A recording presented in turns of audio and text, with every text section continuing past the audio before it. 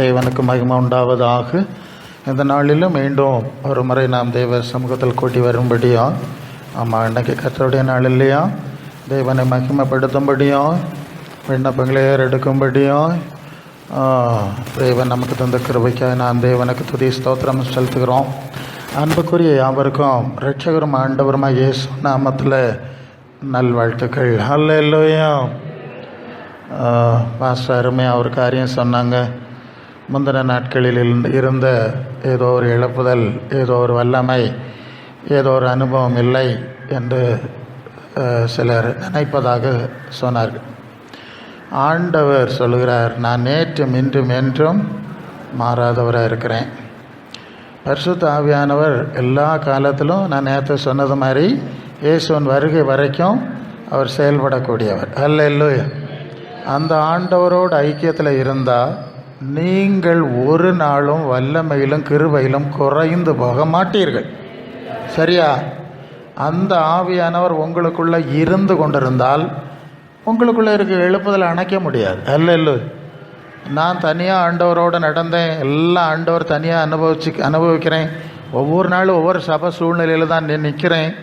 ஒரு தனிப்பட்ட பாஸ்டரை யாரையும் நான் ஃபாலோ பண்ணலை. வர வர கிருபை கூடுதலை தவிர குறையில. இல்லை, நான் அதை ஆச்சரியமாக பார்க்குறேன். எஸ், எல்லாம் ப்ராக்டிக்கலாக தான் பேசுகிறேன். ஒரு குறிப்பிட்ட சபையில் எனக்கு தெரியும், அந்த பாஸ்டர் இருந்தாருன்னு சொன்னால் ஜனங்கள் வந்துடுவாங்க. அந்த பாஸ்டர் இந்த வாரம் இருக்க மாட்டார், அவர் வெளியூர் போயிடுவாருன்னு தெரிஞ்சால் பலர் வரமாட்டாங்க. இல்லை.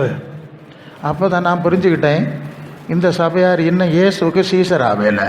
இயேசுவுக்கு அந்த பாஸ்டருக்கு ரசிகர்களாக இருந்திருக்காங்க. சரிதானே? அந்த பாஸ்டருக்கு ரசிகர். அப்போ அவர் வரையலைன்னா அவருடைய ரசிகர்கள் வரமாட்டாங்க. இப்படி கேடு கட்ட நிலையில் இருந்துக்கிட்டு முன்னால் போல் இல்லை, அப்படி இல்லைன்னு உள்ளது இது கள்ள கதை தானே. என்னத்தை சொல்லுதியா நீங்கள்? இல்லைன்னா நீ வர வர சரியில்லைன்னு அர்த்தம். நீ ஏன் சரியில்லைன்னு நீங்கள் தானே பார்க்கணும். இப்படியெல்லாம் தந்திரமாக பேசுவாங்க. நீ பாச சொல்லு. சரி, நான் எனக்கு நிறைய அனுபவம் உண்டு, நம்ம எல்லாம் கேட்டுக்கிடுவோம். ஓஹோ, அப்படி இல்லையா? சரி. அப்போ அன்புக்குரியவர்களே, ஆகவே உங்கள் இல்லை குறைஞ்சு போதுன்னா நீங்கள் குறைஞ்சிக்கிட்டு இருக்கீங்கிறத நீங்கள் உணர்ந்து கொள்ள வேண்டும். இல்லை, ஆண்டவர் உங்களுக்குள்ளே இல்லை, அல்லது இருந்தால் போயிட்டார் இல்லையா? அந்த பாஸ்டர் போனோன்னா அந்த பாஸ்டர் கூட ஆண்டவரும் போயிடுவாரோ? அப்படியா? உலகத்தின் முடிவு பரியந்தம் சகல நாட்களில் உங்களோட கூட இருக்கிறேன்னு சொன்னவர் எப்படி போவார்? நீங்கள் அவரோட இல்லை, அதுதான் பிரச்சனை. நீங்கள் ரசிகர்களாக இருந்திருக்கிறீர்கள். அது சமயம் வந்தபோது வெளிப்படுது. அதுதான் உண்மை. நான் அவர் சொல்லிட்டு எனக்கு முன்னால் வரதை சொல்லிடணும். அவர் சொல்லிகிட்டு இருக்கும்போது சர்ற மாதிரியே எனக்குள்ளே இதை வந்துட்டு நான் பல்ல கடிச்சிட்டு உட்காந்துருக்கேன். இல்லையா? சரி. கடந்த நாட்களில் ஆழமான வேத பாடங்களை நாங்கள் திங்கட்கிழமையிலேருந்து தியானித்திருக்கிறோம். ஆண்டவர் சுவிசேஷத்தின் ஒரு அடிப்படையான காரியத்தை, ஆண்டவர் சொன்ன காரியத்தின் அடிப்படையிலே சிந்தித்திருக்கிறோம். மார்க் 8:36-37, மனுஷன் உலகம் முழுவதும் ஆதாயப்படுத்தினாலும் தன் ஆத்மாவை நஷ்டப்படுத்தினா அவனுக்கு எந்த லாபமும் பிரயோஜனமும் இல்லை. தன் ஆத்மாவுக்கு இடம் எதை கொடுப்பான்? இதுதான் வசனம். அந்த அடிப்படை வசனத்தை தான் இன்னைக்கு ராத்திரிக்கும் அதுதான் சிந்திக்க போகிறோம். அதில் உள்ள எல்லா பகுதிகளும் எவ்வளோ பேசலாம். ஆவியானவர் தந்துட்டுருக்கிறார், பேசுகிறோம். அப்போ உலகத்துக்காக ஆண்டவரை தேடி ஓடினாலும் சரி தான், வேறு மாதிரி ஓடினாலும் சரி தான், எல்லாத்தையும் இழக்கணும், பயனற்றது. ஒரு மனிதனை தேவன் படைக்கும்போது ஆவி ஆத்ம சரீரம்னு 3 பகுதியை வைத்து படைத்தார் என்று ஆதியாகமம் 2:7 சிந்தித்தோம். ஆவி உயிரை அவர் எடுத்துக்கொள்கிறார். யாக்கோபு 4:14, நாளைக்கு நடப்பது தெரியாது, உங்கள் ஜீவன் எப்படிப்பட்டது, நாளைக்கு இருந்தால் தேவனுக்கு சித்தமானால் இதை செய்யணும்னு சொல்லணும்னு அப்போஸ்தலர்கள் படிப்பிச்சிருக்காவ. அதனால் இந்த உயிர் எப்போ எந்த வயசில் பறிபோன்னு யாருக்கும் தெரியாது. ஓகே, அதை நம்ப முடியாது. அடுத்த சரீரம் மண்ணிலிருந்து எடுக்கப்பட்டது.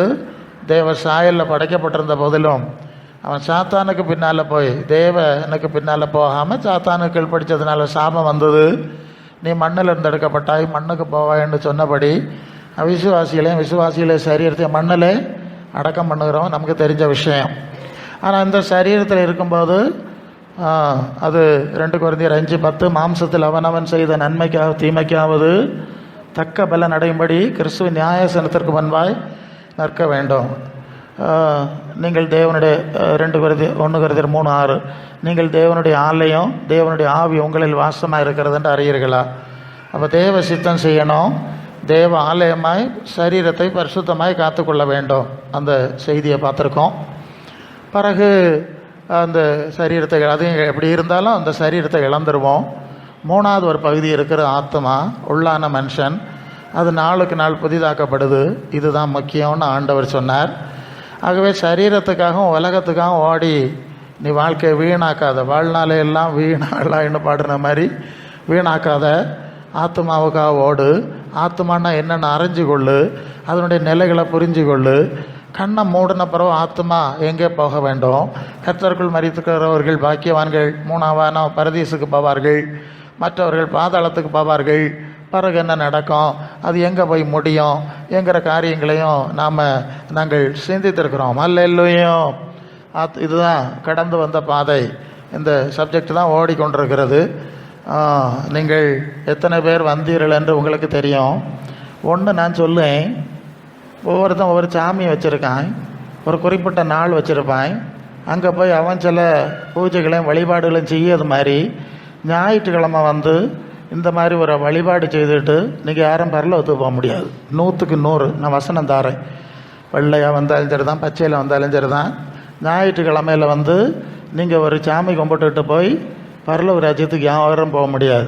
மற்ற 7:21 பரலோகத்தில் இருக்கிற பிதாவின் சித்தம் செய்கிறவன் தான் பரலோகத்துக்கு போவான். என்ன கர்த்தாவே கர்த்தாவேன்னு ஆராதிச்சியனும் சரிதான், என்னுடைய நாமத்தில் பேய விரட்டினாலும் சரிதான், உங்களுக்கு அற்புதம் சுகம் நடந்தாலும் சரிதான், அக்கிரம செய்யக்காரன்னு கூப்பிடுவேன். அன்னைக்கு சொல்லுவிய, நாங்கள் வாரந்தோறும் கூட்டத்துக்கு போனோம், ஒழுங்காக ஞாயிற்றுக்கிழமை தவற மாட்டோம், எங்களை ஏற்றுக்கொள்ளணும்னு சொன்னால் ஆண்டவர் சொல்லுவார், அக்கிரம செய்யக்காரர் உங்களை எனக்கு தெரியாது போங்க. இதா சித்தம் செய்யறதுக்கு இல்லையா உங்களை கூப்பிட்டேன், அதை படிச்சிருக்கணும், அதை சிந்திச்சிருக்கணும், அதில் நடந்திருக்கணும். எத்தனை அளவு செய்தியை அதை பேசுங்க. இங்கே சும்மா கூட்டத்துக்கு வந்தேன் போனேன் மட்டும் சொல்லிக்கிட்டு இருக்கக்கூடாது. இந்த ஆராதனை ஒழுங்கு எல்லாமே தேவ சித்தத்தை எல்லைக்குள்ள உங்களை கொண்டு வரும்படி, அதுக்குள்ளே முழுமையாய் கொண்டு செல்லும்படி அதை கற்றுக் கொடுக்க தான் இந்த சூழ்நிலை வச்சுருக்கு. அல்லேலூயா. நீங்கள் எவ்வளோ பயன்படுத்துனீங்கன்னு எனக்கு தெரியாது. ஒருவேளை உங்களுக்கு பிரசங்காரு இதெல்லாம் எங்களுக்கு தேவையில்லை, நாங்கள் இயேசுநாதர் வர்றதுக்கு சிறவை அடிச்சுக்கிட்டே இருக்கோம், அடிக்கடி செக் பண்ணோம், சிறவு பறக்குமா ஆமாம் அப்படின்னு செக் பண்ணிக்கிட்டே இருக்கோம். ஏன்னா அவர் திடீர்னு வந்தால் பறக்கணுமே, அப்படி இருக்கோம். இதெல்லாம் எங்களுக்கு வேண்டாம், வேறு யாருக்குன்னு சொல்ல போறீங்களோ, ஒருவேளை அப்படி இருந்தாலும் இருக்கலாம் இல்லையா? அது எப்படியோ கண்ணை மூடின பிறகு தான் தெரியும். அல்லேலூயா. இந்த கண்ணை திறந்து இங்கே இருக்கிறவர்கள நாடகம் கண்ணை மூடின பிறகு வராது இல்லையா? லூக்கா 16:19 ஐஸ்வர்யவான் லாசரு சம்பவத்தில் ஐஸ்வர்யமாக நினச்சிக்கிட்டான், எனக்கு நல்ல ஆசீர்வாதமே இருக்குது. அது உபாகமம் 28 முதல் 14 வசனத்தில் உள்ள எல்லாமே நட்ட இருக்குது. அப்போ கர்த்தர் என்னோட கூட இருக்கார். அவன் அப்படி தான் இருக்கிறான், ஒன்றுக்கும் கவலைப்படலை. நீதிமானா வாழுது தேவ சித்தம் செய்யதை பற்றி அவன் கவலையே படலை. லாசரு தெருவில் கிடந்தான். அந்த உபாகமம் 28 14க்கு பரவுள்ள சாபம் எல்லாம் அவனுக்கு வாழ்க்கையில் இருந்து அவன் தேவ பிள்ளைன்னு நினைக்கிறதுக்கு அவனுக்கு வாய்ப்பு இல்லை. ஆனால் நீதிமானாக இருந்திருக்கான் கர்த்தருடைய பார்வையில். 2 பேரும் கண்ணை மூடினார்கள். ஆசீர்வாதமாக இருக்கிறேன், கர்த்தரோடு இருக்கிறேன்னு நினச்சவன் பாதாளத்தில் வேதனைப்படுகிறான். தெருவில் கிடந்தவன் ஆபிரகாம் பக்கத்தில் பரதீசில் மேல் பாதாளத்தில் இருக்கான். அல்ல இங்கே கண்ணை மூடினா நேர தலைகளாக மாறும். அல்ல மனசில் வச்சுருங்க. இந்த காட்சி, இந்த கதை, இந்த நாடகம் ஒன்றும் கண்ணை மூடின பிறகு வராது, அது தலைகளாக இருக்கும். அது என்ன வரும்ங்கிறத இப்போ நம்ம தொடர்ந்து பார்க்க போகிறோம். அல்ல மீண்டும் 2 Corinthians 4:16 ஆனபடினாலே நாங்கள் சோர்ந்து போகிறதில்ல, எங்கள் புறம்பான மனுஷன் அழிந்து உள்ளான மனுஷன் நாளுக்கு நாள் புதிதாக்கப்படுது. இடையில நம்ம அந்த வசனத்தை பார்த்துருக்கோம், அது ஆழம் போய்கிட்டே இருக்கும், இன்னும் தொடர்ந்து போகிறோம். உள்ளான மனுஷன்னா ஆத்துமாவை குறிக்கிறது, மனம். இந்த ஆத்துமாவில் நீங்கள் புதிதாக்கப்படுகிறீர்களா இல்லை சரீரத்தில் புதிதாக ஓடிக்கொண்டிருக்கிறீர்களான்னு நீங்கள் சிந்திச்சுக்கிடணும்.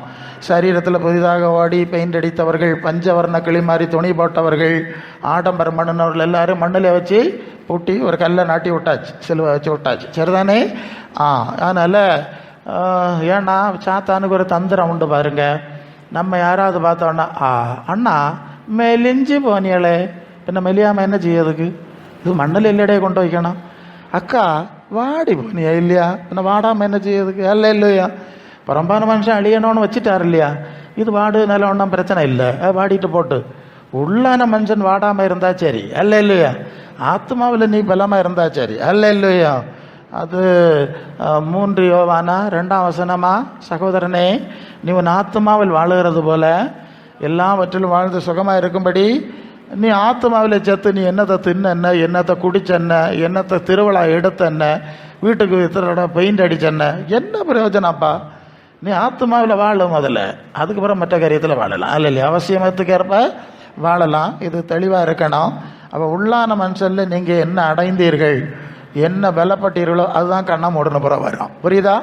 வேறு கள்ளக்கதை ஒன்றும் இந்த சாசுக்கு மோசடி ஒன்றும் வராது. அது திரும்ப திரும்ப நாங்கள் சொல்லணும், நாங்கள் தான் சொல்லணும். டிவிக்காரன் சொல்ல மாட்டான், உலகம் சொல்ல மாட்டான். ஆமாம், அதனால் ஆவியானவர் நடத்துகிற தேவ ஊழியக்காரர்கள் தான் சொல்வார்கள், அல்ல இல்லையும். அப்போ உள்ளான மனுஷனில் பலப்பட வேண்டும், அல்லது உள்ளான மனுஷனில் வளர வேண்டும். உள்ளான மனுஷன் அழிந்து நாளுக்கு நாள் புதிதாக்கப்படுது. நாளுக்கு நாள் ஒரு பிள்ளை பிறந்தது, இன்னைக்கு சின்ன பிள்ளை, அது அடுத்து வளர்ந்து வளர்ந்து வளர்ந்து பல நிலைகளை தாண்டி இப்போ எங்களை மாதிரி தாத்தா பாட்டி ஆயிடுது. அப்போ அது வர வளருது இல்லையா? அப்போ சரீரத்தில் வளரணும்னு ஆசை தானே உங்களுக்கு? 5 வயசான பையன் தொட்டில் விட்டு இறங்காமல் கிடந்தா உங்களுக்கு வேறு செஞ்சாரு? பிள்ளைக்கு 5 வயசாகுது, தொட்டிலே கிடந்து பால் கோப்பியும் உறிஞ்சிக்கிட்டே கிடக்கு, இப்படி தானே நீ சொல்லுவேன்? இல்லை பிரசங்காரு, 5 வரியமாக தொட்டில் விட்டு இறங்குது, நாம் கேட்கட்டோமா? பாயசம் காய்ப்போமா? காய்ப்பியா நீ காய்க்க மாட்டா இல்லையா? இது மாதிரி தான் ஆண்டவருக்கும் இருக்கும். 30 வரையும் விசுவாசி 3ஆம் கிளாஸ்லேயே இருக்குது. கொள்ளாமா? சொல்லுவது என்னது? அன்னைக்கு வல்லமை இருந்தது, அக்கினி இருந்தது. என்னைக்கு தான் அவன்கிட்ட வல்லமை இருந்தது? எந்த வல்லமை இருந்தது? எந்த இழப்புதல் இருந்தது உனக்குள்ள? சும்மா படம் காட்டு தான் மிச்சம். இப்படியே சொல்லிட்டு இருக்குது. அதில் நீங்கள் சொல்லப்படாது. வல்லமை இருந்திருந்தால் வளர்ந்துருப்பியலே உள்ளான மனுஷன்ல. அது அப்படி தானே சொல்லுது. அது எபேசியர் 3:16. அவருடைய ஆவியினாலே உள்ளான மனுஷன்லே வல்லமையாய் பலப்படணும். பலப்படலையே, உள்ளான மனுஷன்ல பலப்படலையே. எனக்கு சரீரம் சோர்ந்து போகிறத பற்றி கவலை, தேஞ்சு போகிறேனே. ஆமாம், இப்படி தான் நீங்கள் கவலைப்பட்டுட்டு இருக்குதியே. உள்ளான மனுஷனை பற்றி அறிவு வரையலை. அநேகருக்கு அப்படிப்பட்ட நிலைமை இருக்குது. சரி, ரோமர் 2:7, சோர்ந்து போகாமல் நற்கிரியைகளை செய்து அழியாமை தேடுகிறவர்களுக்கு தேவன் நித்திய ஜீவனை கொடுப்பார். அல்லேலூயா. அழியாமையை தேடுகிறவர்கள் அழிவுக்குரியவளை தேடுகிறவர்கள். அழிவுக்குரியவளை தேடுகிறவர்கள் சரீரத்துக்குரிய காரியங்களை தேடி ஓடி மண்ணிலே அடங்குகிறார்கள். அழியாமையை தேடுகிறவர்கள் உள்ளான மனுஷனாகி ஆத்மாவனுடைய மேம்பாட்டுக்குரியவளை தேடி கண்ணை மூடணுன்னு இந்த சரீரத்தை விட்டு பிரிந்து கிறிஸ்துவுடனே கூட அங்கே போயிடுறார், இளைப்பாறுதலுக்கு போய்விடுகிறார்கள். அல்லேலூயா. ஆமாம், தானியல்கிட்ட சொன்ன மாதிரி நீ இளைப்பாறை கொண்டிருந்து நாட்களின் முடிவிலே சுதந்திர விதத்துக்கு இழந்திருப்பாய், இளைப்பாறப்போ என்று சொல்லி அவர்கள் போய்விடுகிறார்கள். அல்லேலூயா. அப்போ உள்ளான மனுஷன் முக்கியம்னு தெரிஞ்சிட்டு இல்லையா? அடுத்த எல்லைக்கு போனோம். இப்போ உள்ளான மனுஷன் என்ன லட்சணத்தில் இருக்குன்னு பார்ப்போம். எபேசியர் 5:8 முற்காலத்தில் நீங்கள் அந்தகாரமாக இருந்தீர்கள், இப்பொழுதோ வெளிச்சத்தின் பிள்ளைகளாக இருக்கிறீர்கள், வெளிச்சத்தின் பிள்ளைகளாய் நடந்து கொள்ளுங்கள். அல்ல இல்லையா? நான் உள்ளான மனுஷனை பற்றி பேசுவேன். வெளியே நீங்கள் பவுடரும் கலர் பொடியும் அடித்து மினுக்கிட்டு தெரியறதை பற்றி பேசலை. உள்ளான மனுஷன் உங்களுக்கு தெரியாது இல்லையா? ஆமாம், மனுஷன் முகத்தை பார்க்குறான், தேவன் இருதயத்தை பார்க்குறார். திருக்கு கேடு நிறைஞ்சதாக இருக்கிறார். இல்லை இல்லையா? சரி. அதனால் உள்ளான மனுஷன் முதலாவது பழைய காலத்தில் இந்த ஆத்மா இருளாக இருந்தது. இந்த ஆத்மா அல்லது உள்ளான மனுஷனுக்கு ஒரு பிரகாசம் இருக்கிறது, ஒரு மகிமை இருக்குது. அது முதலாவது அவன் பாவியாக இருந்த காலத்தில் துன்மார்க்கம், தீமை, தேவனை பற்றி அறிவு கிடையாது, ஒரு பரலோக சிந்தை கிடையாது, உலக சிந்தையிலே இருந்தபோது அவனுடைய ஆத்மா இருளாக இருந்தது. எபேசு சபை விசுவாசிகளுடைய ஆத்மாக்கள் ஒரு காலத்தில் இருளாய் பாழடைஞ்சு கிடந்தது. ஒரு ஆண்டவர் கூட்டி கொண்டு வந்து ரத்தத்தால் கழுவி ஆவியை கொடுத்து இப்போ கொஞ்சம் போல மின்னிட்டு இருக்குது. மண்ணெண்ணெய் விளக்கு மாதிரி மின்ன ஆரம்பிச்சிருக்கு இல்லையா? சரி, இப்படியே அது எப்படி இருந்தோ ஒருத்தருக்கு நிலைமை ஒரு மாதிரி. இப்போ அந்த காரம், அப்போ அவிசுவாசிகள் அந்த ஆத்மா வெளியே பெயிண்ட் அடித்து மினுக்குகிறார்கள், ஆத்மா அந்தகாரமாக இருக்கிறது. விசுவாசிகளாய் வந்தவர்களும் சிலர் விசுவாசின்னு பேர் தான் உண்டு, வெள்ளை கட்டியிருக்கிறது தான் வெளியே, ஆத்மா இருண்டு கிடக்கு. இல்லையா? அங்கே இருட்டு, பிரகாசம் இல்லை. சிலருக்கு கொஞ்சம் பிரகாசம் இருக்கலாம். சரி, எப்படியோ இனி அந்தகாரமாக இருக்கக்கூடாது, வெளிச்சத்தின் பிள்ளைகளாய் நீங்கள் நடந்து கொள்ள வேண்டும். மற்ற 6ஆம் அதிகாரம் 23ஆம் வசனத்தில் ஆண்டவர் சொல்வார், உன்னிலுள்ள வெளிச்சம் வெளிச்சம், உனக்குள்ளே ஒரு வெளிச்சம் இருக்கிறது அப்படின்னு சொல்லுகிறார். நமக்குள்ளே ஒரு வெளிச்சம் இருக்கிறது. ஆமாம், அதாவது ஒரு விளக்கு வெளிச்சமாக எரிஞ்சிக்கிட்டு இருந்தால் அது முழுசும் பிரகாசமாக தெரிகிறது மாதிரி உனக்குள்ளே ஒரு வெளிச்சம், ஆத்மாவில் ஒரு வெளிச்சம் இருக்கிறது. அதை குறித்து நீ எச்சரிக்கையாக இருக்கணும். ஹல்லேலூயா, ஹல்லேலூயா. நீங்கள் ரோமர் 1:21 உணர்வில்லாதவர்களாய் அவருடைய இருதயம் இருள் அடைந்தது. என்னது உணர்வில்லாதவருடைய இருதயம்? இருதயம், மனம், ஆத்மா, உள்ளான மனுஷன் எல்லாம் ஒரே விஷயந்தான், அது வித்தியாசமான வார்த்தை. அப்போ இந்த ஆத்மா எப்படி இருள் அடையுதுன்னா உணர்வு இல்லாததுனால. நமக்கு உணர்வு கிடையாது. ஆமாம், ஏதோ பேருக்கு. ஆமாம், எப்படி இருக்குது? நடப்பணம் போல நடக்கம் வருதுங்க, யாரே கொள்ளாமல் நடப்பணம் போல இருக்கு. அவளாம் உணர்வு இல்லையா? ஏதோ ஆமாம், உணர்வு இல்லாத ஜீவியத்துக்கு அப்படி சொல்லிடுவாவ. எதுக்கு இருக்கேன் தனக்கு தானே சொல்லிடுவாவ. சரி, அப்போ உணர்வு இல்லாத இருதயம். தேவன் உலகத்தை பார்த்தார், உணர்வு உள்ளவன் உண்டோ என்று பார்க்க தேவன் பார்த்தாராம். ஒருத்தனை இல்லையா? அல்ல இல்லையா? அவர் செத்த பிரேதங்களை பார்க்கல, உணர்வு உள்ளவனை இருக்கவனை பார்க்குறாரு. அல்ல இல்லையோ? ஒருத்தன் இயேசுநாதத்தை வந்துட்டு கேட்டானா, நான் உம்மை பின்பற்றுவேன், அப்பா இறந்து போனார், அடக்கம் பண்ணிட்டு வரேன்னு. ஆண்டவர் சொன்னார், மரித்தோர் தங்கள் மரித்தோரை நான் வாரதெல்லாம் போகிறேன். அல்ல இல்லையோ? மரித்தோர் தங்கள் மரித்தோரை அடக்கம் பண்ணட்டும், நீ போய் தேவனுடைய ராஜ்யத்தை பிரசங்கம் பண்ணு. என்னது? உயிரோடு இருக்கிறவனும் செத்தவனா, பெட்டியில் வச்சிருக்கிறவன் செத்தவனா, ரெண்டும் ஒன்றுன்னு சொல்லிட்டார். ஆண்டவர் சொன்ன வார்த்தையாக எல்லாம் பைபிளில் இருக்கு, எடுத்த நேரம் போயிடும், சிலது அப்படி வந்துடுது. அப்போது உலகத்து நல்லா தின்னு குடிச்சு பணம் இருக்குது, கார் இருக்குது, பேரோடும் புகழோடு இருந்தாலும் ஆத்மா உணர்வு இல்லாமல் இருண்டு கிடந்தா கர்த்தருடைய பார்வையில் அவன் செத்தவன். அல்ல இல்லை? நீ உயிர் உள்ளவன்ட்டு பேரண்டு இருந்தும் செத்தவனாக இருக்கிறாய். ஒரு சபைக்கு சொன்னார் இல்லையா? சரி, எல்லா வசனம் எடுத்தால் நேரம் போயிடும். அப்போது சபைக்கு சொன்னது தானே, அது சபைக்கு தானே சொன்னார் இல்லையா? ஆமாம், அது அப்படி வருது இல்லை, சபைக்கு தான் பேசுகிறார். நீ உயிர் உள்ளவன் என்று பெயர் கொண்டிருந்தும், அது எபேசி சபை தானா? படிங்க சரதையா. நம்பர் 2 3:1. 3:1. Okay okay. எழுத வேண்டியது என்னவெனில், சரி இல்லைம்மா, கடைசியில் வந்துடுவோம். கடைசியில் அந்த வசனம் கிடையாது. நீ உயிருள்ளவன் என்று பெயர் கொண்டிருந்தும் செத்தாய். அடுத்தது, நீ விழித்து கொண்டு சாகிறதுக்கு ஏதுவானவர்களை சிறப்படுத்து, உன் கிரியைகள் தேவனுக்கு முன்பாய் நிறைவுள்ளவர்களாய். பார்த்துக்க, நான் ஒன்றும் குறிச்சில்லை, பார்த்துக்க, எழுதவே இல்லை. ஏதோ மைண்ட் வந்தால் குறிச்சா அது வேற எங்கூடி இல்லாமல் போகுது. அல்ல இல்லையா? வெளியே தான் நீ பட்டான், நீ உள்ளத்தில் செத்துருக்காய். உலகத்தார் நினைக்காவ நீ பெரிய விசுவாசியாகும், 35-40 ஒரு விசுவாசியாகும். ஆண்டவர் பார்த்தா உன் ஆத்மா இருட்டாயிலே இருக்குது, நீ இன்னும் செத்து இல்லையா இருக்கா? உயிர் இல்லையே உள்ளத்தில், ஆத்மாவில் ஜீவன் இல்லையே, செத்து கொண்டிருக்கிறாய். சீக்கிரமாக ஸ்திரப்படுத்து, இல்லைன்னா ஆபத்து என்று எச்சரிக்கிற காரியம் பார்க்குறோம். அப்போ முதல்ல உணர்வு வேணும். நான் யார்? என்னை எதுக்கு படைச்சாரு? எதுக்கு இங்கே இழுத்துக்கிட்டு வந்தார்? நான் என்ன செஞ்சுக்கிட்டு இருக்கேன்? நான் எங்கே போகிறேன்? அக்கா எங்கே வரேன்னே தெரியலை, வேறு செஞ்சார் காற்று அடிச்சுக்கிட்ட போகுது போகிறேன் கொள்ளாமா. சில ஆளுகளுக்கு எங்கே போகிறேன்னே தெரியாது. ஆளு எல்லாம் இறங்கி ஓடினோன்னா இவளும் ஆத்திரத்தோடு இறங்கி படப்பட ஓடிடுவா, கூட்டத்தோடு ஓடிடுவா. ஓடி பாதியில் போய், அக்கா எங்கே போறிய? நாங்கள் மண்டை காட்டுக்கு போகிறோம். மண்டை காட்டுக்கா போறிய? நான் கன்வென்ஷன் கூட்டத்துக்கு போறியான்னு இல்லையா? சாடி இறங்கி வந்துட்டேன். இப்படி இவ்வளோ இறங்கி சாடி வாடிடுவா. எங்கே ஓடியாது? எங்கே போறிய? தெரியாது. அங்கே போய் நின்றுட்டா எங்கே போகிறது தெரியாது. நீ உங்களுக்கு எங்கே போனோம் தெரியாது. இப்படியாக அநேகருக்கு உத்தேச ஓட்டமாக்கும்.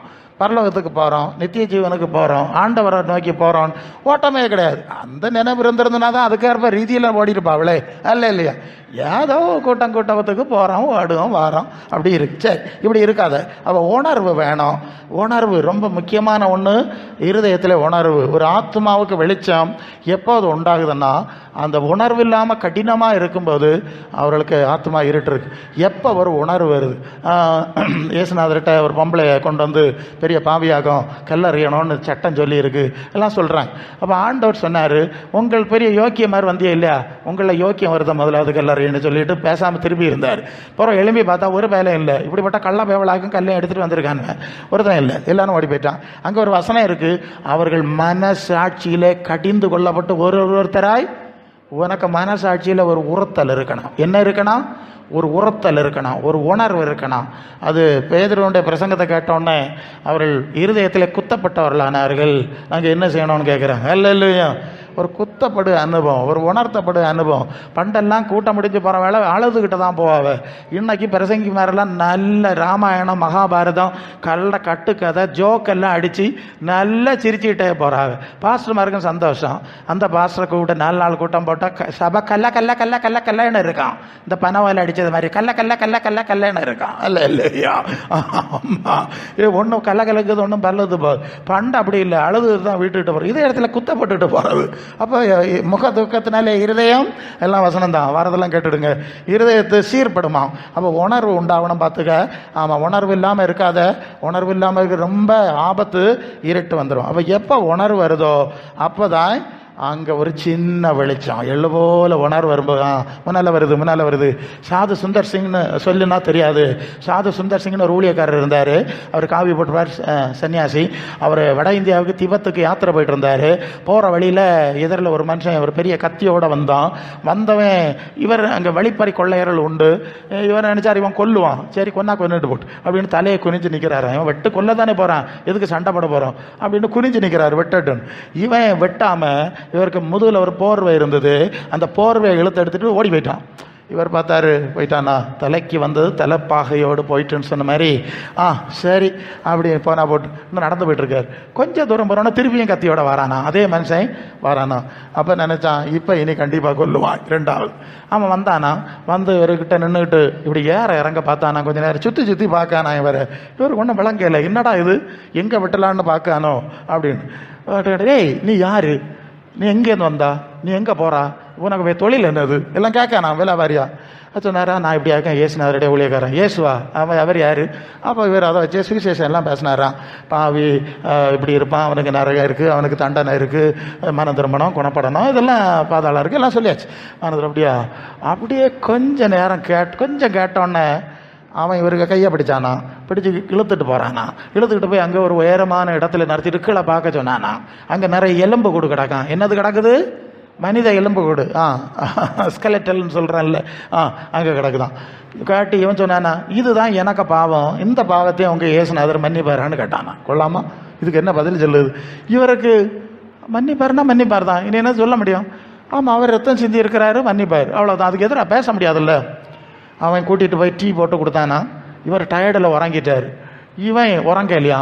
நடுராத்திரி இவருக்கு முழிப்பது, யாரோ அழுதுகிட்டு இருக்கு, சத்தம் கேட்குதுன்னு சொல்லிட்டு முழிச்சு பார்த்தா அவன் அழுதுகிட்டே இருக்கானா. யாரு? அந்த கள்ளன் அழுதுகிட்டே இருக்கானா. பின்னும் விடிய அவன் அழுக அர்த்தம் இல்லை. இத்தனை நாள் எத்தனையோ பேரை கொன்னான், அவனுக்கு உணர்வு கிடையாது. ஒரு தேவ ஊழியக்காரனுக்கு சட்டையை பிடிச்சான் பார்த்தியா, உணர்வு வந்துட்டு அல்லோ உணர்வு வந்துட்டு பார்த்தியா. இது மாதிரி ஆகும். உணர்வு வர ரீதியில் கருத்தர் உணர்வு உண்டாக்கார், அதெல்லாம் வேற விஷயம். பேசப்போ நான் நிறைய டைப்பில் போனோம். அப்போ முதல்ல உணர்வு. ஆதியாகமம் 6:5 சொல்லுது, மனுஷனுடைய இருதயத்து நினைவுகள் எல்லாம் நித்தம் பொல்லாததாக இருக்கிறதுன்னு கர்த்தர் கண்டு இந்த பிள்ளைகளை பெத்துட்டோமேன்னு சொல்லி கர்த்தர் மனஸ்தாபப்பட்டார். அல்லையா, சங்கடம் ஆகி போச்சு, இந்த பிள்ளைகளை பெத்துட்டோமே தெய்வமே. சில பெற்றோர் என்ன சொல்லுவா இல்லையா, அதுபோல் அவருக்கு ஆகி போச்சு. அந்த அளவு உணர்வில்லாத தாங்கள் செய்கிறது என்னதென்று அறியாதிருக்கிறார்கள்னு இயேசு சிலுவையில் சொன்னார். அந்த அளவு உணர்வில்லாத மனிதர்கள், தந்திரமாய் நடக்கிறவர்கள். எரேமியா 17:9-10 இருதயம்தான் திருக்குள்ளது, மகா கேடு நிறைஞ்சது, அது உங்களுக்கு தெரியாது, எனக்கு தான் தெரியும். அவன் பேசி மெழுக்கி உன்னை ஏமாத்தி போடுவா, உள்ள கிடக்கக்கூடிய கள்ளத்தனை எல்லாம் எனக்கு தான் தெரியும். பார்த்துடுங்க இல்லையா. அக்கினி ஜோலை போன்ற கண்களை உடையவர் சொல்லுகிறதாவது. இப்படி பார்த்தா எக்ஸ்ரே கண்ணுயா, இங்கிருந்து பார்த்தோன்னா எலும்பெல்லாம் படம் பிடிச்சா இல்லையா. இது மாதிரி அங்கே உள்ள இருக்குன்னு எல்லாமே தெரிஞ்சிடும். அதில் இப்படி ஒரு பார்வை பார்த்தோன்னா நீங்கள் ஒன்றும் சொல்ல வேண்டிய அவசியம் இல்லை. ஒரு இடத்துல நான் அடிக்கடி எங்கே போவேன், எல்லாருக்கும் ஜோம் பண்ணது, சில வருவாங்க ஜோம் பண்ணது உண்டு. ஒரு தட்டை ஒன்றும் கேட்கறதில்ல, பெரும்பாலும் கேட்கறதில்ல, எப்போதாவது கேட்டால் உண்டு, ஜோம் பண்ணிட்டு போயிருவேன். ஒரு நாள் அந்த விசுவாசி ஒன்று கேட்டு, பாஸ்டர் ஒன்றும் கேட்க மாட்டியாளா, என்ன வியாதி, என்ன பிரச்சனை? நான் சொன்னேன், உனக்கு பிரச்சனை, உனக்கு ஜாதகம் ஆண்டவருக்கு தெரியும், இதை நான் கேட்ட தெரியும் என்னதுக்கு, இதை நாங்கள் கேட்காண்டா. சரி ஏதோ ஒன்றுக்கு வந்திருக்கு நீர் பார்த்துக்கிட்டோன்னு சொன்னால் போகிறாதாக்கும், எல்லாம் அவருக்கு தெரியும் பார்த்துக்க அப்படின்னு சொன்னேன். அல்ல உங்களுக்கு போக்கு வரவு உட்கார்ந்து இருக்கிறதுலையும் அறிந்திருக்கிறேன்ல, தாவி சொல்கிறேன்ல, அவன் போக்கு வரவு நடப்பு தந்திரம் பேச்சு உள்ளொன்று எல்லாம் அவருக்கு தெரியும், எல்லாம் அவர் பார்த்துட்டு இருக்காரு. எப்படி இருக்குன்னு பார்த்துக்க, உள்ளான மனுஷன் உன் மனசு பாலாடைஞ்சு கிடக்கான்னு நீ பார்த்துக்கிடணும். அதே நம்ம ஆவியானவர் பேசிகிட்டு இருக்காரு. அல்லையும் எபேசியர் 5:18 அவர்கள் தங்கள் புத்தியில் அந்தகாரப்பட்டு எல்லா பாவங்களுக்கும் தங்களை ஒப்பு கொடுத்திருக்கிறார்கள். புத்தியில் அந்தகாரம், நாரத மணக்க தெரியாது பிரசங்க யாருன்னு சொல்லாவே இல்லையா, இது மாதிரி ஆகும். இப்படி புத்தியற்ற மிருக ஜீவன்களை போல நம்ம இருக்கக்கூடாது. பரலோகத்துக்கு இல்லையா போனோம், தேவனுடைய பிள்ளை அப்படின்னா சும்மாயா எல்லாரும் ரோட்டில் போகிறவன்னு சொல்லிக்கிட்டேன். நான் தேவைப்பிள்ள தேவன் யாருன்னு தெரிஞ்சா இல்லையா உனக்கு, தேவனுக்கு பிள்ளையா இல்லையான்னு சொல்ல முடியும். அவன் நினச்சிக்கிட்டு என்னது, இந்த மற்றவன் எல்லாம் பல இடத்துலையும் அங்கே ரோட்டங்கரையிலையும் அங்கே இங்கேயும் பல இடத்துல வச்சிருக்க மாதிரி இதை ஒன்றுன்னு அவன் நினச்சிக்கிட்டான். இல்லையா இவர் சொல்லுகிறார், அது 1 பேதுரு 1 உங்களை அழைத்தவர் பரிசுத்தராக இருக்கிறது போல உங்கள் நடவடிக்கைகள் எல்லாவற்றிலும் பரிசுத்தராக இருங்கள், நான் பரிசுத்தர் நீங்களும் பரிசுத்தராக இருங்கள் என்று எழுதியிருக்கிறதே அப்படின்னு. அது 1 பேதுரு 1 14 15 16. அப்போ அதனால 14 சொல்லுது, முன்னே உங்கள் அறியாமையினால் கொண்டிருந்த இச்சையின்படி இனி நடவாமல் பரலோக தேவனுக்கு கீழ்ப்படியணும். அவர் பரிசுத்தராக்கும், நான் பரிசுத்தர் நீங்களும் பரிசுத்தராக இருங்கள். தேவைப்பிள்ளைன்னு ஒன்று சும்மா சொல்லிட்டு இருக்கக்கூடாது. அவர் பரிசுத்தர்னு சொன்னா அவருக்கு பிள்ளைகளாம் அப்படித்தானே இருக்கணும். இல்லாதவர்களை எப்படி தேவை பிள்ளைன்னு சொல்லுது? ஏசுநாதர் யூதரில் பார்த்து சொன்னார், நீங்கள் எல்லாம் பிசாசுக பிள்ளைகள், ஏன்னா அவன் தான் மனுஷ கொலை பாதகன், அவனுக்கு புத்தி தான் உங்கள்கிட்ட இருக்குது. நீங்கள் ஆபிரகாமுக்கு பிள்ளைகள்னு சொல்லுது தப்பு, நீங்கள் ஆபிரகாம் பிள்ளைகள் கிடையாது. 8:44 யோவான் அங்கே இருக்குது. சரி, ஆபிரகாம் உங்களை மாதிரி எப்படி கொலைகாரனாட்டா தெரிஞ்சான், குண்டனி பேசிக்கிட்டா தெரிஞ்சான், அவதூறு பேசிக்கிட்டா தெரிஞ்சான், இப்படியா தெரிஞ்சான்? கிடையாது. ஆபிரகாம் உங்களுக்கு கொப்பம் கிடையாது, உங்கள் கொப்பம் பிசாசு, அவன் தான் மனுஷ கொலை பாதகன், பொய்யனும் பொய் இதாகும், சொந்தத்தில் பேசுவான், இதெல்லாம் உங்களுக்குள்ளே இருக்குது. அப்போ உங்கள் அப்பா பிசாசு கொள்ளாமா? நான் சொல்லல, ஆண்டவர் சொன்னது. அப்போ தேவை பிள்ளைன்னு சொன்னா அதுக்குரிய கொஞ்சம் யோக்கியதை வேண்டாமா? பிரசங்கியாரு என்னத்த சொல்லுது? நீங்க வேணாம், எவ்வளவு வந்துடுன்னு பார்த்துடுங்க, எத்தனை வரி ஆச்சுன்னு பார்த்துடுங்க, எத்தனை டிகிரி ஆஃப் ஸ்பிரிச்சுவல் ஸ்டேட்டஸ், எத்தனை டிகிரி வளர்ந்துருக்குங்கிறத நீங்க பார்த்துக்கணும். அப்போ புத்தியில் அந்தகாரம் இருந்தா உங்க ஆத்மா இன்னும் இருட்டா இருக்கு, வெளிச்சம் இல்லை. ஹல்லேலூயா. ரோமர் 13:12 அந்த காரத்தின் கிரியைகளை தள்ளிவிட்டு ஒளியின் ஆயுதங்களை தரித்து கொள்ள கடவோம். அப்போ இங்கே ஒளியின் ஆயுதம், அந்தகார கிரியை, 2 வார்த்தை. ஆயுதம்னா என்னது? டூல். ஒரு ஸ்க்ரூவை திருக்கு கலத்தினோன்னா ஸ்க்ரூ டிரைவர் வேணும், இன்னொன்று பைப் பண்ண கலத்தினோன்னா பைப் ரெஞ்சு வேணும். ஸோ இது மாதிரி ஒரு அந்த காரத்தை உருவாக்கக்கூடிய ஆயுதம் இருக்கிறது. ஒளியை ஆத்மாவில் வெளிச்சத்தை உண்டு பண்ணக்கூடிய ஆயுதம் இருக்கிறது. அது கிரியை தான். சில கிரியைகள் ஆத்மாவை உள்ளான மனுஷனை இருட்டிலே கொண்டு போயிட்டு இருக்கோம். சில கிரியைகள் அந்த ஆத்மாவுக்கு வெளிச்சத்தை கொடுக்கிறது என்பதை அந்த வசனத்திலே புரிகிறோம். எபேசியர் 5:11 கர்த்தருக்கு பிரியமானது இன்னதென்று நீங்கள் சோதித்து பாருங்கள், கனியற்ற அந்த கிரியைகளுக்கு உடன்படாமல் அதை கடிந்து கொள்ளுங்கள். இல்லையா? வேற எல்லாத்துக்கும் கத்தரிக்காய் வாங்கி உருட்டி பிதிக்கி அவன் சொல்லுவான், ஏய் எடுக்குது நான் எடு, நீ போட்டு பிதிக்கி உருட்டிட்டு போகாத, மரியாதையை எடுத்துட்டு போவான்னு திட்டுறான். அந்த அளவு உருட்டுவா, அப்படி உருட்டி இப்படி உருட்டியோ, அது மாதிரி அது கொள்ளாமா இது கொள்ளாமா எல்லாம். அதுக்கெல்லாம் புத்தி இருக்கு இல்லையா உனக்கு? உனக்கு செயல், உனக்கு சிந்தை, உனக்கு கிரிய, உனக்கு மனசுல இருக்குது. இது சரியான நீ பார்க்கணும் இல்லையா? இங்க நீ வெள்ளை அடிச்சுட்டு வந்திருக்கவனா கர்த்தர் பார்க்க போறதில்லை. உனக்கு ஆத்மா இருண்டு கிடக்கு. முதல்ல அது இருதயத்துக்கு வெள்ளை அடி, அதுக்கப்புறம் பார்க்கலாம். அல்ல முதல்ல இருதயத்துக்கு வெள்ளை அடிக்கணும். ஆமாம், இந்த வெள்ளை அடித்ததுனால ஒன்றும் நீங்கள் பரலோகத்துக்கு போயிட முடியாது. வெள்ளை அடித்ததுனால பரலோகத்தில் போய் உங்களுக்கு வெண்ணோட கிடைக்காது, பார்த்துடுங்க. அது மனசில் வச்சுக்கிடணும். இது பரலோகத்தில் நமக்கு வெண்ணோட கிடைக்குங்கிறதுக்கு ஒரு மாதிரியாக இருந்துட்டு போட்டோன்னு வச்சாவ. இப்போ வர்ற மாதிரி தான் இருக்குது, உள்ள மகிமை இல்லை, பாலடைஞ்சு கிடக்கு. கொள்ளாமா வர்ற மாதிரி படம் தான் இருக்குது, உள்ள ஒன்றும் இல்லாமல் ஆயிடுது. அப்படி ஆயிடக்கூடாது. அது நீங்கள் புரிஞ்சுக்கணும். நீ உடுத்திக்கொள்வதற்கு வெண் வஸ்திரங்களை என்னிடத்தில், அது 3:18 வெளிப்படுத்தல், என்னிடத்தில் வாங்கி கொள்ளணும். நல்ல பெருமாளில் போய் வாங்கிட்டு வந்து இதுதான் வெள்ள விடான்னு சொல்லக்கூடாது. ஆண்டவர் தரணும். ஜெயங்கொள்ளுறவனுக்கு வெண் வஸ்திரம் நான் கொடுப்பேன், பாசாக வந்த பிறகு நீ முன்னால். இது அதுக்கு ஒரு மாதிரியாக இருக்கட்டும், ஒரு சிம்பிளாக நம்பளாக இருக்கட்டும். நமக்கு பரலோகத்துக்கு போன ஆசை வரட்டும்னு வச்சாங்க, வச்சு போட்டு தப்பில்லைன்னு சொல்லலை. பரிசுத்தமாக உடையணி, அதுக்கப்புறம் வெள்ளையை போடு, முதல்ல இருதயத்துக்கு வெள்ளையடி, அப்புறம் உள்ளும் புறம்போம் இல்லையா? இல்லையா? அப்படிதான். முதல்ல உள்ளே இருக்கணும், அப்புறம் தான் வெளியே வரணும். ரொம்ப முக்கியம். வெளியே மட்டும் காட்டி ஏமாற்றப்படாது. சரி, அப்போது என்ன படிக்கிறோம்னு சொன்னால், கனியற்ற அந்தகார கிரியை என்ன என்பதை சோதிச்சு பாரு. அந்த காரக்கிரியை என்னது? அந்த காரணம் இருள். உன் ஆத்மாவை இருட்டாக்கு கிரியை என்னதுங்கிறது நீ சோதிச்சு பார்க்கணும். ஆமாம், அந்த புத்தகம் இந்த புத்தகம் எல்லாம் படித்து நிறைய கணக்கு கூட்டெல்லாம் ப்ராப்ளம் சால்விங் எல்லாம் போட்டு படிக்கிறது இல்லை, அது மண்ணு. இதை பார்த்தியானா நீ பரலோகத்துக்கு போவா? இல்லையா? அதான் உள்ளாந்த மனுஷனை பற்றி பேசிகிட்டு இருக்கேன். உங்களுக்கு தோணும் பிரசங்கியாரே இப்போ நீர் சொல்லதை பார்த்தா நாங்கள் 24 மணி நேரமாக வேறு காரியத்திலே ஓடிட்டு இருக்கோம். இது எப்போ சிந்திக்கிறது? ஜோக்கேடு நடக்க முடியலை. கிடப்பில் ஆகும்போது நமக்கு உள்ளான மனுஷனுடைய சிந்தை வர்றோம். அது வரைக்கும் பலம் இருக்க வேலை. எங்களுக்கு நிறைய காரியம் இருக்குது பிரசங்கியாரே, அங்கே போனோம் இங்கே போனோம். உங்களுக்கு தெரியாது, நீங்கள் எல்லாம் பிரசங்க மாதிரி சும்மா இருக்குதியோ? எங்களுக்கு ஒன்றும் தெரியாது, நாங்கள் வானத்தில் வந்து இறங்கியிருக்கோம். இல்லை ஆண்டவரை தேடுறதுனால சொன்னார்லே, இந்த மண்ணை வட்டி மண்புழு கிண்டிட்டு கிடக்காத, நீ இப்போ எனக்கு வேலையை செய்யணும்னு சொன்னதுனால இங்கே நிற்கிறோம். உனக்கு அது இஷ்டம் இல்லை, நீ மண்புழு கிண்டு போ. நாங்கள் என்ன செய்யறதுக்கு? உனக்கு இஷ்டம் ஒன்று இருந்தால் வணக்கம். அப்படியா? அப்போ நான் உனக்கு வேற நல்ல வேலை தரேன். இல்லைன்னா சாணிவார் தரமழு போ, உனக்கு அது போகிறோம். உனக்கு தன்மை எப்படியோ வெறுப்பம் எப்படியோ, மண்ணானவன் எப்படிப்பட்டவனோ மண்ணானவர்களும் அப்படிப்பட்டவர்களே, வானத்துக்குரியவர்கள் எப்படிப்பட்டவர்கள் வானத்துக்குரியவர்களும் அப்படிப்பட்டவர்களே. ஒருத்தரை மாற்ற முடியாது. உங்கள் நினைவு எப்படியோ, அவனுடைய இருதயத்து நினைவு எப்படி இருக்கிறதோ அவன் அப்படியே இருக்கிறான். சரி, இப்போ என்னாச்சு? கனியற்ற அந்தகார கிரியைகளை நீங்கள் சோதித்து பார்க்கணும். இந்த ஆத்துமாவை அழிக்கக்கூடிய, உள்ளான மனுஷனை அழிக்கக்கூடிய 2 காரியங்களை, சில காரியங்களை பார்க்கணும். அது ஒன்று ரோமர் 8:18 அந்த வசனம் படிங்க. நாங்கள் படிக்கும்போது, மாம்சத்திற்கேற்ப நடக்கிறவர்கள் தேவனுக்கு பிரியமாயிருக்க மாட்டார்கள். மாம்சத்துக்கு ஏற்ப நடக்கிறவர்கள் தேவனுக்கு மாம்ச சிந்தை 7 ஏனென்றால் மாம்ச சிந்தை தேவனுக்கு பிரதான பகை. அது தேவனுக்கு நியாயப்பிரமாணத்துக்கு கீழ்ப்படிய கூடாமலும் இருக்கிறது. மாம்சத்துக்கு உட்பட்டவர்கள் தேவனுக்கு பிரியமாக இருக்க மாட்டார்கள். இல்லையா? அதுக்கு மேலே மாம்ச சிந்தை மரணம், ஆவியின் சிந்தை ஜீவனும் சமாதானமும். இந்த எலும்பும் சதைமான சரீரம் தான் முக்கியம் பிரசங்கியாரு. அதில் கொஞ்ச நாள் இருக்காண்டாமா, வாழாண்டாமா, 4 பேரை போல சமூகத்தில் நிமிர்ந்து மீசையை முறைக்கேட்டு நிற்காண்டாமா, இப்படி ஆளு ஆத்மாவை பற்றி கவலைப்பட மாட்டான். ஆத்மாவாவது மண்ணங்கட்டியாவது அப்படின்னு பயிறுவான். சரி, இப்படி சரீரத்துக்கும் மாம்சத்துக்கும் உரிய சிந்தைகளும் எண்ணங்களும் முக்கியப்படுத்தப்படுமானால் அவருடைய ஆத்மா செத்து கொண்டே வருகிறன்னு அர்த்தம். சரியா? ஒரு ஆள் பார்த்தா சரீரத்தில் மெனுங்காரு, பளபள பார்க்காரு, வெளியே படம் காட்டுறாருன்னா அவர் ஆத்மா செத்துக்கிட்டே வரும்னு அர்த்தம். இல்லையா?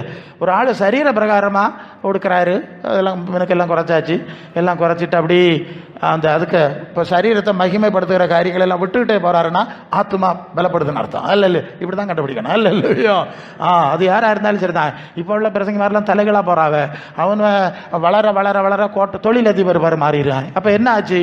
உனக்கு உள்ள மனுஷன் செத்துக்கிட்டு இருக்கான்னு எங்களுக்கு தெரியும். அவன் உலகத்தை ஏமாத்தானா? கர்த்தருக்குள்ளே வளர வளர மாம்சம் சாவனண்டா, மாம்சம் பலவீனப்படண்டா. இது ஒன்று கொண்டு எதிராளியாக இருக்கு. நீ உலகத்தில் வளருன்னா உனக்கு ஆத்மா செத்துக்கிட்டு இருக்கு, அதான் அர்த்தம். ஓகே, இதை நீங்கள் புரிஞ்சுக்கிடணும். 2வது யோவான் 2 1 யோவான் 2:15 உலகத்தில் உள்ள அன்பு கூறாதீர்கள். ஒருவன் உலகத்தில் அன்பு கூர்ந்தால் பிதாவின் அன்பில்லை.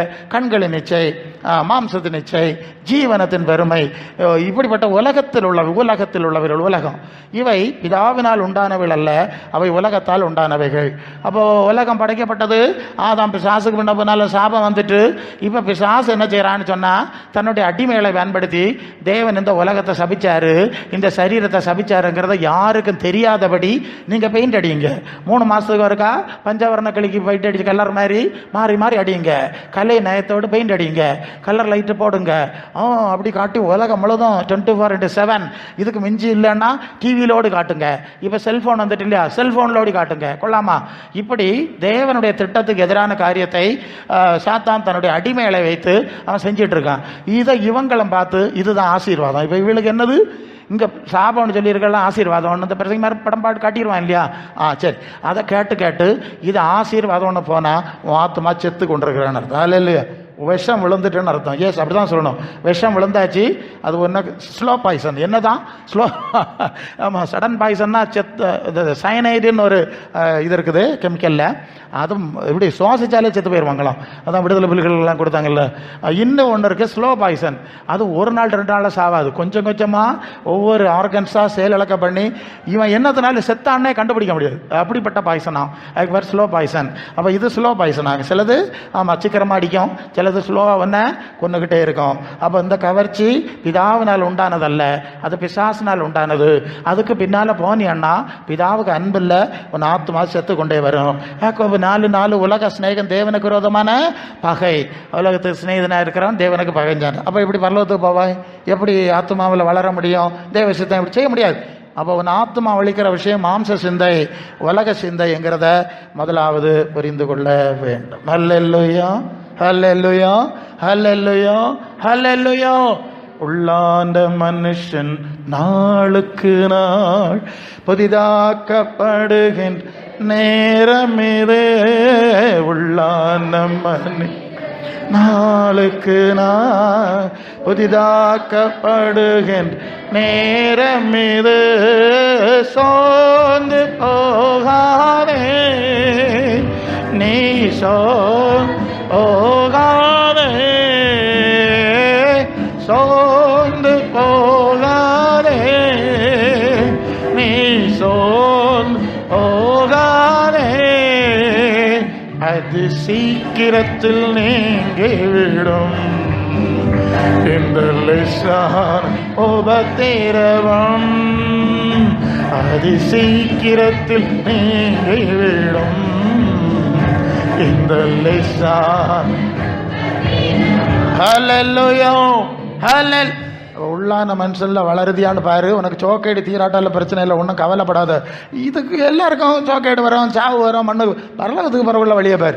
உள்ளான மனுஷனில் பலமாக இருக்குதியா, வளருதியா, அதுதான் நமக்கு கவலை. இந்த உலகத்தாருக்கு மண்ணுக்குரிய கவலை ஒன்றும் நமக்கு கிடையாது. சரி, இப்போ நீதிமொழிகள் 4ஆம் அதிகாரம் 18-19 வசனத்தில் ஒரு நீதிமானுடைய பாதை நடுப்பகல் வரைக்கும் அதிகம் பிரகாசிக்கிற சூரிய பிரகாசத்துக்கு ஒப்பா இருக்கிறது. அல்ல இல்லையோ? கவனிங்க, அடுத்த வசனம் என்ன சொல்லுது? துன்மார்க்கருடைய பாதையோ கார் இருளை போல இருக்கிறது, தங்கள் இடறுகிறோம் என்பது கூட தெரியாம இருட்டில் போகுது. சூரியன் காலையில் உதிக்கும் போது மஞ்சளா கொஞ்சம் வெளிச்சம், முதல்ல இருட்டு, 4 மணிக்கு 3 மணிக்கு இருட்டு, ஃபுல் இருட்டு, அந்தகாரம். முற்காலத்திலே அந்தகாரத்தில் இருந்துட்டோம். இப்போ ஒரு உணர்வு வந்தது, மனம் திரும்புதல் வந்தது, ஆண்டவர்கிட்ட வந்தோடனே கொஞ்சம் வெளிச்சம். எப்படி கொஞ்சம் வெளிச்சம்? போல. இப்போ எப்படி இருக்குதியா? கொஞ்சம் போல வெளிச்சம் வந்திருக்கு. பிரசங்க கொள்ளாமா? சரி. அடுத்தது இன்னும் ஆண்டவருடைய வசனத்தில் நடக்கிறீர்கள். சும்மா இங்கே கை கால் உதறது சொல்லல, பரிசுத்த ஆவியினால் உண்டார அனுபவம் இருக்கு. வசனத்துக்கு ஏற்ப நீங்க போனோம். அநேகர் கை கால் உதறதுதான் மிச்சம். இந்த வசனத்து இல்லையே. சத்திய ஆவினா சத்திய வசனம் உங்களுக்குள்ள இருக்கணுமே, அதை கேட்க வாஞ்ச இருந்திருக்கணுமே, நீங்க வந்திருக்கணுமே. திரளா செய்யலைன்னா உங்களுக்குள்ள இருக்கிறது சத்திய ஆவி கிடையாது. நீங்க கைய கால உதறதுன்னா அது உலகத்தின் ஆவின்னு தானே அர்த்தம் ஆகுது. அது 1 Corinthians 2:12 உலகத்தின் ஆவியை பெறாம தேவனிடத்திலிருந்து புறப்பட்டு வந்த ஆவியை பெற்றோன்னு சொல்லி இருக்கு. பரலோகத்திலிருந்து வந்த ஆவியை பெற்றிருந்தா சத்தியத்தை நேசிப்பீர்களே, சத்தியத்தை கற்றுக்கொள்வீர்களே, அதெல்லாம் செய்யல. அப்ப இது கள்ள ஆவிதான். இப்ப பெந்தகோஸ்தே குளத்தில் இருக்கலாம் பரிசுத்தாய் கிடையாதுங்க, அதை வஞ்சிக்கிறாள். ஒளியந்தூதன் ஆண்டவர் எனக்கு படிச்சு வந்திருக்க காஞ்சிரோட் சார் அந்த காலமே சொன்னார், லே பிசாசம் அந்நிய பாஷை பேசம் பார்த்துக்கான்னு. கொள்ளாமா? நீங்க நம்புவீங்களா? அப்புறம் நாங்கள் பார்த்துட்டே இருக்கோம். முதல்ல அந்நிய பாஷை, அப்புறம் தரையில் கிடந்து உருளுது. முதலாவது அந்நிய பாஷை பேசிச்சு ஒரு இடத்துல. அப்புறம் நான் யாருன்னு தெரியுமாடா என்று சொல்லி தரையில் உருண்டுது, சர்ப்ப மாதிரி நெளிஞ்சு ஓடி போச்சு. இல்லையா? அதனால இந்த வெறும் கை கால் உதறணும் வேண்டாம். வல்லமை நல்லது, அது பரலோகத்திலிருந்து வரட்டு, அது சத்திய ஆவியா இருக்கட்டு, அது சத்திய நேசிக்க செய்யட்டு, அது சத்தியத்தில் நடத்தட்டு, அது சத்தியத்திலே பூரணப்படுத்தட்டு. அல்ல இல்லையா? அது இல்லைன்னா பிசாசு பெந்தகோஸ்தே குளங்கள்ல வருது, பிரசங்க மாதிரி தெரியல, நாங்கள் சொல்லிக் கொடுக்க வேண்டியிருக்கு. சரி, அப்போ முதல்ல கொஞ்சம் வெளிச்சம் வந்தாச்சு. அப்போ இந்த அனுபவங்கள் வரும்போது கொஞ்சம் கொஞ்சமா பிரகாசம். வெறுமனே கூட்டத்துக்கு வந்து போனா பிரகாசம் வராது. மீண்டும் நான் சொல்லிட்டேன், இந்த அனுபவங்கள் ஆவியானவர் சத்திய ஆவி, அந்த அனுபவங்கள் உள்ள வர வர உள்ளான மனுஷன்ல பிரகாசம் ஏற்படுது. அதிகபட்சம் ஒரு சூரியன் 12 மணிக்கு பிரகாசிக்கிறது போல பிரகாசம். இனி மறுபக்கம் இதெல்லாம் விரும்பாம நேர தலைகளா அக்கிரமத்திலையும் பாவத்திலையும் நடக்கவே வர வர இருண்டுகிட்டே போவான். கொஞ்சம் இருந்த பிரகாசமும் அப்படியே மங்கி போய் விடுகிறது என்பதை நீங்கள் அறிந்திருக்க வேண்டும். அதாவது ஒரு துன்மார்க்கரை ரொம்ப அக்கிரமம் செய்கிற ஒரு மனுஷனுக்கு முகத்தை நீங்க கூர்ந்து பாருங்க, அந்த முகம் ஒரு இருட்டு அடைஞ்சிருக்கும். அந்த மனுஷனுக்கு முகத்தில் ஒரு அருள் இல்லை, ஒரு இருட்டா இருக்கு, ஒரு பிரகாசம் இல்லை. அதே நேரம் ஆண்டவருடைய அனுபவங்கள், இந்த உள்ளான மனுஷன் பிரகாசம் வரும்போது முகத்தில் ஒரு வெளிச்சம் வரும். கவனிச்சிருக்கீங்களா? தமிழ்ல சொல்லுவாங்க, அகத்தின் அழகு முகத்தில் தெரியும். பார்த்தாலே தெரியும், முகத்தில் ஒரு வெளிச்சம் வந்திருக்கு. எங்கேயோ கூட்டத்துக்கு போறாரு போல இருக்கு, அல்ல இல்லையா? மனம் திரும்பி இருக்கிறாரு போல இருக்கு. ஆண்டவரோட ஒரு கனெக்ஷன் உண்டாயிருக்கு, அதான் பார்த்தே கண்டுபிடிச்சிருவோம். ஓகே, அப்போ அந்த பிரகாசம் உண்டாகிறது. 2 Corinthians 3:18 நாம் எல்லாரும் திறந்த முகமாய் கர்த்தருடைய மகிமையை இயேசுவின் மகிமையை, இயேசுவை மரித்தவரிலிருந்து எழுப்பி அவருக்கு மகிமை ஆண்டு தேவன் கொடுத்தார் என்று பேதுரு சொன்னார். அந்த மகிமையை நம்முடைய ஆத்மாவில் பரிசுத்த ஆவியானவராலே நாம் பார்க்கிறோம். எப்படி பார்க்கிறோம்? பரிசுத்த ஆவியானவரை பார்க்கிறோம். எபேசியர் 2:9 இல்லை 1 கொரிந்தியர் 2:9-10. அதாவது தேவன் தம்முடையவர்களுக்கு ஆயத்தம் பண்ணவள கண் காணல, காது கேட்கல, தேவனோ தம்முடைய ஆவியினாலே வெளிப்படுத்தினார். சரியா? சரி. தூய ஆவியானவர் இயேசுவின் மகிமையை நமக்கு காட்டி தருகிறார். மனசில் காட்டி தந்து நாம் அதை நேசிக்கிறோம், அதை அடைய விரும்புகிறோம், வாஞ்சிக்கிறோம், ஜெபிக்கிறோம். ஆண்டவர் நடத்துகிற காரியங்களில் அதை ஃபாலோ பண்ணும்போது கொஞ்சம் கொஞ்சமாய் அந்த மகிமை அதிகரித்து மகிமையின் மேல் மகிமை அடைந்து, மகிமையின் மேல் மகிமைனா பிரகாசம், க்ளோரி, பிரகாசத்தின் மேல் பிரகாசம் அடைந்து மறுரூபம் அடைகிறோம். ஒவ்வொரு நாளும் இன்னைக்கு இருந்த மாதிரி இல்லை, நாளைக்கு பிரகாசம் கூட்டிகிட்டு தான் ரூபம் மாறிட்டே இருக்கு. ஸோ இப்படி வளர்ந்து பூரண மகிமை அதிகபட்சம் இயேசுவை போல அந்த மகிமையின் அளவுக்கு யார் செய்கிறான்னா, அங்கே ஒரு வார்த்தை இருக்கு,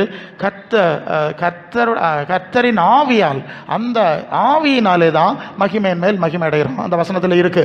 அப்போ பரிசுத்த ஆவியானவர் வந்து வரும் கையை கால உதறது மட்டும் இல்லை, அவர் வசனத்தினாலும் அவருடைய கரியினால் உள்ளான மனுஷன்ல மகிமை உண்டாக்குறார். அல்லையா? பரிசுத்த ஆவியானவர் நமக்குள்ளே மகிமையை அவர் உண்டாக்குறாருங்கிறத மிக முக்கியமாக நீங்கள் கவனத்தில் கொள்ள வேண்டும். இந்த அனுபவத்தில் இருக்குதுயாளான்னு நீங்கள் பார்க்கணும். அல்லையோ? அதுதான் எபேசியர் 3:16 அவருடைய ஆவியினாலே உள்ளான மனுஷன் வல்லமையாய் பலப்படணும். பலத்தின் மேல் பலன் அடைந்து சீயோனிலே தேவ சமூகத்தில் வந்து இந்த எலும்பும் ஜதையும் வராது. உள்ளான மனுஷன் சீயோனிலே தேவ சமூகத்தில் வந்து காணப்படுவார்கள். அவர்கள் நடந்தாலும் சோர்ந்து போவார்கள், ஓடினாலும் இளைப்படையார்கள். அப்படி கழுகை இளைப்போல புது பலன். முதலாவது பலன் இருந்தது, அது கொஞ்சம் இருந்தது. அப்புறம் அந்த கழுகு போய் அப்படியே ஒளிச்சிருந்து கொஞ்ச நாள் சாப்பிடாம உபவாசம் பண்ணி அப்படியே இருந்துதான், பழசெல்லாம் போச்சு தான், புது பலன், புது ஃபெதர் வந்து தான், ஒரு நாளில் பறந்து மேலே போயிட்டு தான். இல்லையா? இந்த அனுபவம் தான் சபையின் அனுபவம், உங்கள் ஆத்மாவினுடைய அனுபவம். அது உங்களுக்குள்ளே நடக்கிறதா என்பதை நீங்களே உங்களை வைத்து ஆராய்ந்து பார்க்க வேண்டும். அல்லேலூயா, அல்லேலூயா, அல்லேலூயா. அப்படி இல்லாமல் இருந்துட்டு வறுமையாக கூட்டத்துக்கு போகிறேன், வறுமையாக வந்துட்டு போகிறேன்னு சொல்லாத. நீங்கள் எபேசியர் 4:22-24 வரை மோசம் போக்கும் இச்சைகளாலே கெட்டு போகிற பழைய மனுஷன், அந்த உலகம் உங்களை ஏமாத்துச்சு இல்லையா? பிசாசு உங்களை ஏமாத்துச்சு இல்லையா? உலகம் அனைத்து மோசம் போக்குற பிசாசு ஏமாத்தினாங்க இல்லையா? அந்த ஏமாத்துக்கு பின்னால கொஞ்ச நாள் நடந்து மோசம் போக்கும் இச்சைகள், அழிவுக்குரிய ஆசைகள் எல்லாம் போய் குண்டல குழியில விழுந்து கரையாறி வந்தியே இல்லையா? அதையெல்லாம் விட்டு உங்கள் உள்ளத்திலே புதிதான ஆவி வேணும். பழைய ஆவி உலகத்தின் ஆவியாகும். அதான் எபேசியர் 2:2 ஆகாயத்து அதிகார பிரபுவின் ஆவி கேட்டபடி அநேகர் நடக்கிறார்கள். மனசு மாம்சம் விரும்பினபடி எல்லாம் நடப்பாங்க. அவங்களுக்குள்ள இருக்கிறது பரிசுத்த ஆவி கிடையாது, அது வஞ்சிக்கிற ஆவி, அது உலகத்தின் ஆவி. பார்த்தா நல்லா சட்டை போட்டிருப்பான், கண்ணாடி எல்லாம் வச்சிருப்பான், உள்ள இருக்கிறது உலகத்தின் ஆவி. சில ஆளுகளை பார்த்தாலே தெரியும், அது தலையை வெட்டி இருக்க வெட்டு, சட்டையை இருக்க கீறல் இல்லையா, துணியை பாதியில் கிழிச்சு விட்டுருக்குது, இதெல்லாம் பார்த்தோன்னே தெரியும் இதுக்குள்ள என்ன ஆவி இருக்குன்னு. அது இப்படி போகிற போக்கு அப்படியே ஒரு மாதிரி இப்படி போவோம் அசையாமல். இல்லையா? இதெல்லாம் ஆமாம், உள்ள பேய் இருக்குது, அதுக்குள்ளே பேய் தான். சிலர்லாம் ஆமாம், சிலர் நாகரிகமாக இருந்த மாதிரி இருப்பாங்க, அவங்களுக்குள்ளே இருக்கும். சிலரை பப்ளிக்காகவே தெரியும், இது ஒரு பிசாசு மண்டை கலந்த கன்னியாகுமரியில் போனால் தெரியும், எல்லா கிழங்கு சின்ன குட்டியை முதல் கிளவி வரைக்கும் இந்த பேயை பார்க்கலாம். இல்லையா? அப்படி பேய பிடிச்ச அலைய காலமாக்கம். பயவளம் அப்படி தான், பெண்ணவளம் அப்படி தான். சரி, உள்ள பேய் இருக்குது, உலகத்தின் ஆவி இருக்குனாலேயாக்கும், அவன் அங்கே ஓடிக்கொண்டு தெரியா. சரி, இப்படி எல்லாம் உலகத்தில் நடக்குது. அப்போது மகிமையின் மேல் மகிமை அடையணும்னா புதிய ஆவி வரணும். என்ன ஆவி வரணும்? புதிதாக பழைய ஆவி இது சொல்கிறேன். இது அந்த பழைய ஆவி போனோம்ல, நீங்கள் மனம் திரும்பி குணப்பட்டு ஆண்டவரை ஏற்றுக்கொண்டா பழைய ஆவி போகும். சில வேளை நான் பரிசுத்தாய் கூட்டத்தில் கவனிச்சிருக்கேன், அந்த பரிசுத்தாவின் வல்லமை வந்த உடனே அவங்கள தூக்கி எறிஞ்சிருது, தரையில் விழுந்து தூக்கி போட்டுட்டு திருப்பி எழுப்பி உட்காடுறாங்க. அடுத்த பேர் நான் ரெண்டையும் பார்த்துருக்கேன். இல்லையா? இங்கே உள்ள பேய் இருக்கும், நமக்கு தெரியாது. அந்த ஆவி வந்து அடிச்சோடனே தூக்கி இறச்சிருது, கீழே விழுறாங்க, திருப்பி விழுறாங்க, அடுத்த ரெண்டாவது வருது ஃபீலிங். இல்லையா? முதல்ல இருந்த ஆவியை விரட்டிட்டு பரிசுத்த ஆவி வர்ற அந்த ரெண்டு அனுபவத்தை நுட்பமாக நான் கவனிச்சிருக்கேன். எல்லாருக்கும் இல்லை, சிலருக்கு அப்படி நடக்கும். ஸோ நடக்கிறது உண்டு. அப்போது பரிசுத்த ஆவியானவர் புதிய ஆவி வந்தாதான் புதிய ஆவி உள்ளவர்களாகி தேவனுடைய சாயலாக மெய்யான நீதியிலும், என்னது முதல்ல பொய்யான நீதி கள்ளத்தனம், இவன் மெய்யான நீதியிலும் பரிசுத்தத்திலும் தேவ சாயலா சிருஷ்டிக்கப்பட்ட புதிய மனுஷன், உள்ளான மனுஷன், புறம்பான மனுஷன் பேசல, புதிய மனசு புதுசாகிறது. புதிய மனுஷனை தரித்துக் கொள்ளுங்கள். மனம் புதிதாகிற ஒரு அனுபவம் பரிசுத்த ஆவியானவர் அதை உண்டாக்குறார். ரோமர் 12:1-2 முதல் வசனத்தில் நீங்கள் உங்களை ஜீவ பலியாய் காணிக்கையாய் தேவ சித்தம் செய்ய ஒப்பு கொடுத்தா உங்களை அவர் மாத்துகிறார். எப்படி மாத்துறார்? அது நீங்கள் இந்த பிரபஞ்சத்துக்கு ஏற்றபடி இனி வேஷம் தெரியாமல் பரலோக தேவனுக்கு பிரியம் நன்மையும் பரிபூர்ணமான சித்தம் என்னதென்று பகுத்தறியத்தக்கதாய் உங்க மனசை புதுசாக்குவார். சரியா? மனசு ஆத்மாவை புதிதாக்குகிறார். மனம் புதிதாகி மறுரூபமாகணும். மனம் திரும்புதல்னு சொல்லுது ஒரு கோயிலை விட்டு இன்னொரு கோயிலுக்கு போறதில்ல, ஒரு மதத்தை விட்டு இன்னொரு மதத்துக்கு மாறுதில்லை. உன் மனசுல மாற்றம் வரணும். அல்ல இல்லையா? மனசுல உலகத்தின் சாயல் சிந்தை போய் பரலோக சிந்தை, மேன்மையான சிந்தைகள் வர வேண்டும். தேவ நீதி கேட்ட சிந்தைகள் வந்தாதான் அதுக்கு பேர் மனம் திரும்புதல். எல்லாமே இருக்கிறதெல்லாம் மனம் திரும்புதல் கிடையாது. ஆத்திரத்துக்கு பேய்க்க நோய்க்கும் ஆழ்வா அங்கே எங்கேயும் ஓடி சுத்துவாவ. அதை வச்சு எல்லாம் பரலோகத்துக்கு போற வீடு நீங்க நினைச்சிடப்படாது. அல்ல இல்லையோ? ஹல்லேலூயா. சரி, இப்படி இருக்கிறது. லூக்கா 11:35 ஆண்டவர் 35-36 உன்னில் உள்ள வெளிச்சம் இருளாகாதபடி எச்சரிக்கையாயிரு. ஒரு வெளிச்சம் இருக்கு சொல்லிட்டாரு. இங்க சொல்றாரு உனக்குள்ள இருக்க வெளிச்சத்தை இருளாகாம பாதுகாத்துக்கொள்ளு. சரீரத்தை பாதுகாக்கிறதில்ல, ஆத்மாவுடைய வெளிச்சத்தை நீ பாதுகாத்துக் கொள்ள வேண்டும். அல்லேலூயா. அவர் நீ பாதுகாத்துக் கொள்ளு என்று சொல்லி அந்த பகுதியை சொல்றதை பார்க்கிறோம். அதனால தான் நான் நேரமா சொன்னேன், இதுக்கு வெளியே வெள்ளை அடிக்கிறத பற்றி பேசல. ஆத்மாவுடைய வெளிச்சத்தை பிரகாசத்தை காத்துக்கொள்ளுறதுலே நீ கவனமாக இருக்க வேண்டும். அது முக்கியமான காரியம். மத்தேயு 17:2 வரும்போது இயேசு மலையில் இருந்தார், சீஷர்கள் அங்கே இருக்கிறார்கள். அவர் திடீரென்று சீடர்களுக்கு முன்பாய் மறு ரூபமானார். அவருடைய வஸ்திரம் அப்படி ரொம்ப பிரகாசிச்சது. திடீர்னு ஒரு பிரகாசம். அப்போ அவருடைய ஆத்மாவனுடைய பிரகாசத்தை சீடர்களுக்கு அவர் காட்டி கொடுத்தார். உள்ளான மனுஷன், இயேசுனுடைய உள்ளான மனுஷனுடைய மகிமையை அவர் காட்டி கொடுக்கிற அனுபவம் அது. அப்புறம் திருப்பியும் பழைய லெவலுக்கு வந்துட்டார். அது தேவன் அப்படி அந்த அவருக்கு உள்ளான மனுஷன் ஆத்மா எவ்வளவு மகிமையா இருக்கிறது என்பதை காட்டி கொடுத்தார். அல்லேலூயா. இதெல்லாம் தரிசிச்சவங்க தான் இந்த இயேசுவின் சீடர்கள், அப்போஸ்தலர்கள். அதனால தான் அந்த உள்ளான மனுஷனுடைய மகிமையை பற்றி அவர்களுக்கு விளக்க முடிந்தது. அல்லேலூயா, சொல்ல முடிஞ்சது. பவுல் சொல்றார், ஆமா நான் அவரை தரிசித்தேன். என்ன தரிசித்தேன்? கண்ணு குருடாகி போற வெளிச்சமாக தரிசித்தேன். சரியா? பகலில் 12 மணிக்கு பயங்கர லைட், அவ்வளவு பிரகாசத்தை மகிமையை நான் பார்த்தேன். அதனால தான் அந்த மகிமையின் அனுபவங்களை நமக்கு கற்றுக் கொடுத்தார். ஹல்லேலூயா, ஹல்லேலூயா. 1 தெசலோனிக்கர் 2:14 அங்கே வாசிக்கிறோம், நம்முடைய கர்த்தராகிய இயேசு கிறிஸ்துவின் மகிமை அடையும் பொருட்டாக எங்கள் சுவிசேஷத்தினாலே அந்த ரட்சிப்புக்கு தேவன் உங்களை அழைத்தார். அப்ப இயேசுவுக்கு ஒரு மகிமையை தேவன் கொடுத்தார், நம்ம பார்த்தோம் இல்லையா? அந்த மகிமை அது 1 பேதுரு 1:21 இயேசுவை மரித்தோரிலிருந்து எழுப்பி மகிமை கொடுத்தார். அதே மாதிரி ஒரு மகிமையை நாமும் அடைய வேண்டும் என்று அழைத்திருக்கிறார். அல்லேலூயா. புரிஞ்சதில்லை? இப்போ அந்த மகிமை அடைவதற்காக தான் இந்த சுவிசேஷமும் சபையும் இங்கே வைக்கப்பட்டிருக்கிறது. சிலுவை வச்ச இடம் நிறைய இருக்குது. பைபிள் இருக்குது, இயேசுவின் ரத்தம் இருக்கு, நீண்ட அங்கி போட்ட பாதிரி மாதிரி இருக்கு, அவையெல்லாம் இருந்துட்டு போட்டு அதை பற்றி நம்ம சொல்லல, பேசல, நமக்கு வேண்டாம். இந்த மகிமை அடையும்படி எங்கெங்க ஆண்டவர் கிரியை செய்கிறாருங்கிறத நீங்க புரிஞ்சுக்கிட்டா நல்லதுதான். இங்கே தவிர வேற ஒருத்தர் கேட்கல. அப்போ ஆணையில் இருந்த சட்டியில் இருந்தால் தான் ஆப்பையில் வரும். அப்போ அங்கே இல்லைன்னு தானே அர்த்தம். இங்கே இருக்கிறதுனால தானே உங்களுக்கு வந்தது. நீங்கள் கேளுங்களாம், உலகம் மட்டும் சுத்துங்க வேண்டாம். அவங்க டிவி பிரசங்கமாரு எல்லாம் பாருங்க. ஒரு பயவளம் இந்த மகிமையை பற்றி பேசலையே. அவன் களவான் ஆனவரவன் தலைக்கு நரமுடிக்கு பெயிண்ட் அடிச்சுட்டு வந்து நிற்கான். இந்த மகிமையை தான் காட்டுவான். இந்த ஜிகினா பேப்பர் ஒட்டிட்டு மகிமையை காட்டுவான், கோட்டை டயர் மகிமையை தான் காட்டுவான். இந்த மகிமையை அவன் சொல்ல இல்லையே. அவனுக்கு தெரியாதடா. தெரிஞ்சா இல்லையா சொல்லுவான். அவன் தெரிஞ்சா சொல்லியிருப்பான், அனுபவிச்சா சொல்லியிருப்பான். எங்களுக்கு காட்டி தந்தாரு, அதனால நாங்கள் பேசுகிறோம். அல்ல இல்லையா? சரி. அப்போ இந்த மகிமையை அடையும்படி அழைச்சிருக்கார். நீ கவனமாக இருக்கணும். வேற மகிமைகளில் போய் பெயிண்ட் அடிச்சுட்டு வீணா மண்ணில் போய் அழியாத. அப்புறம் இப்படி ஆகி போச்சுன்னு கடந்து ஊராரெல்லாம் கடந்த அழுகுதான் மிச்சம். ஆமாம், திருப்பியும் பெயிண்ட் அடித்து பெட்டியில் பொட்டி உள்ள கொண்டு வச்சிருவாங்க. சரி, அதில் போய் ஏமாறாத. நீ விழிப்பா இருந்த இடம் உனக்கு கொள்ளலாம். அல்லேலூயா, அல்லேலூயா. ரோமர் 8:29-30 தேவன் 29-30 தேவன் எவர்களை முன்குறித்தாரோ அவர்களை தம்முடைய குமாரனாகிய இயேசு கிறிஸ்துவின் சாயலுக்கு ஒப்பாய் இருக்கும்படி முன்குறித்திருக்கிறார். இப்ப புரியுதா?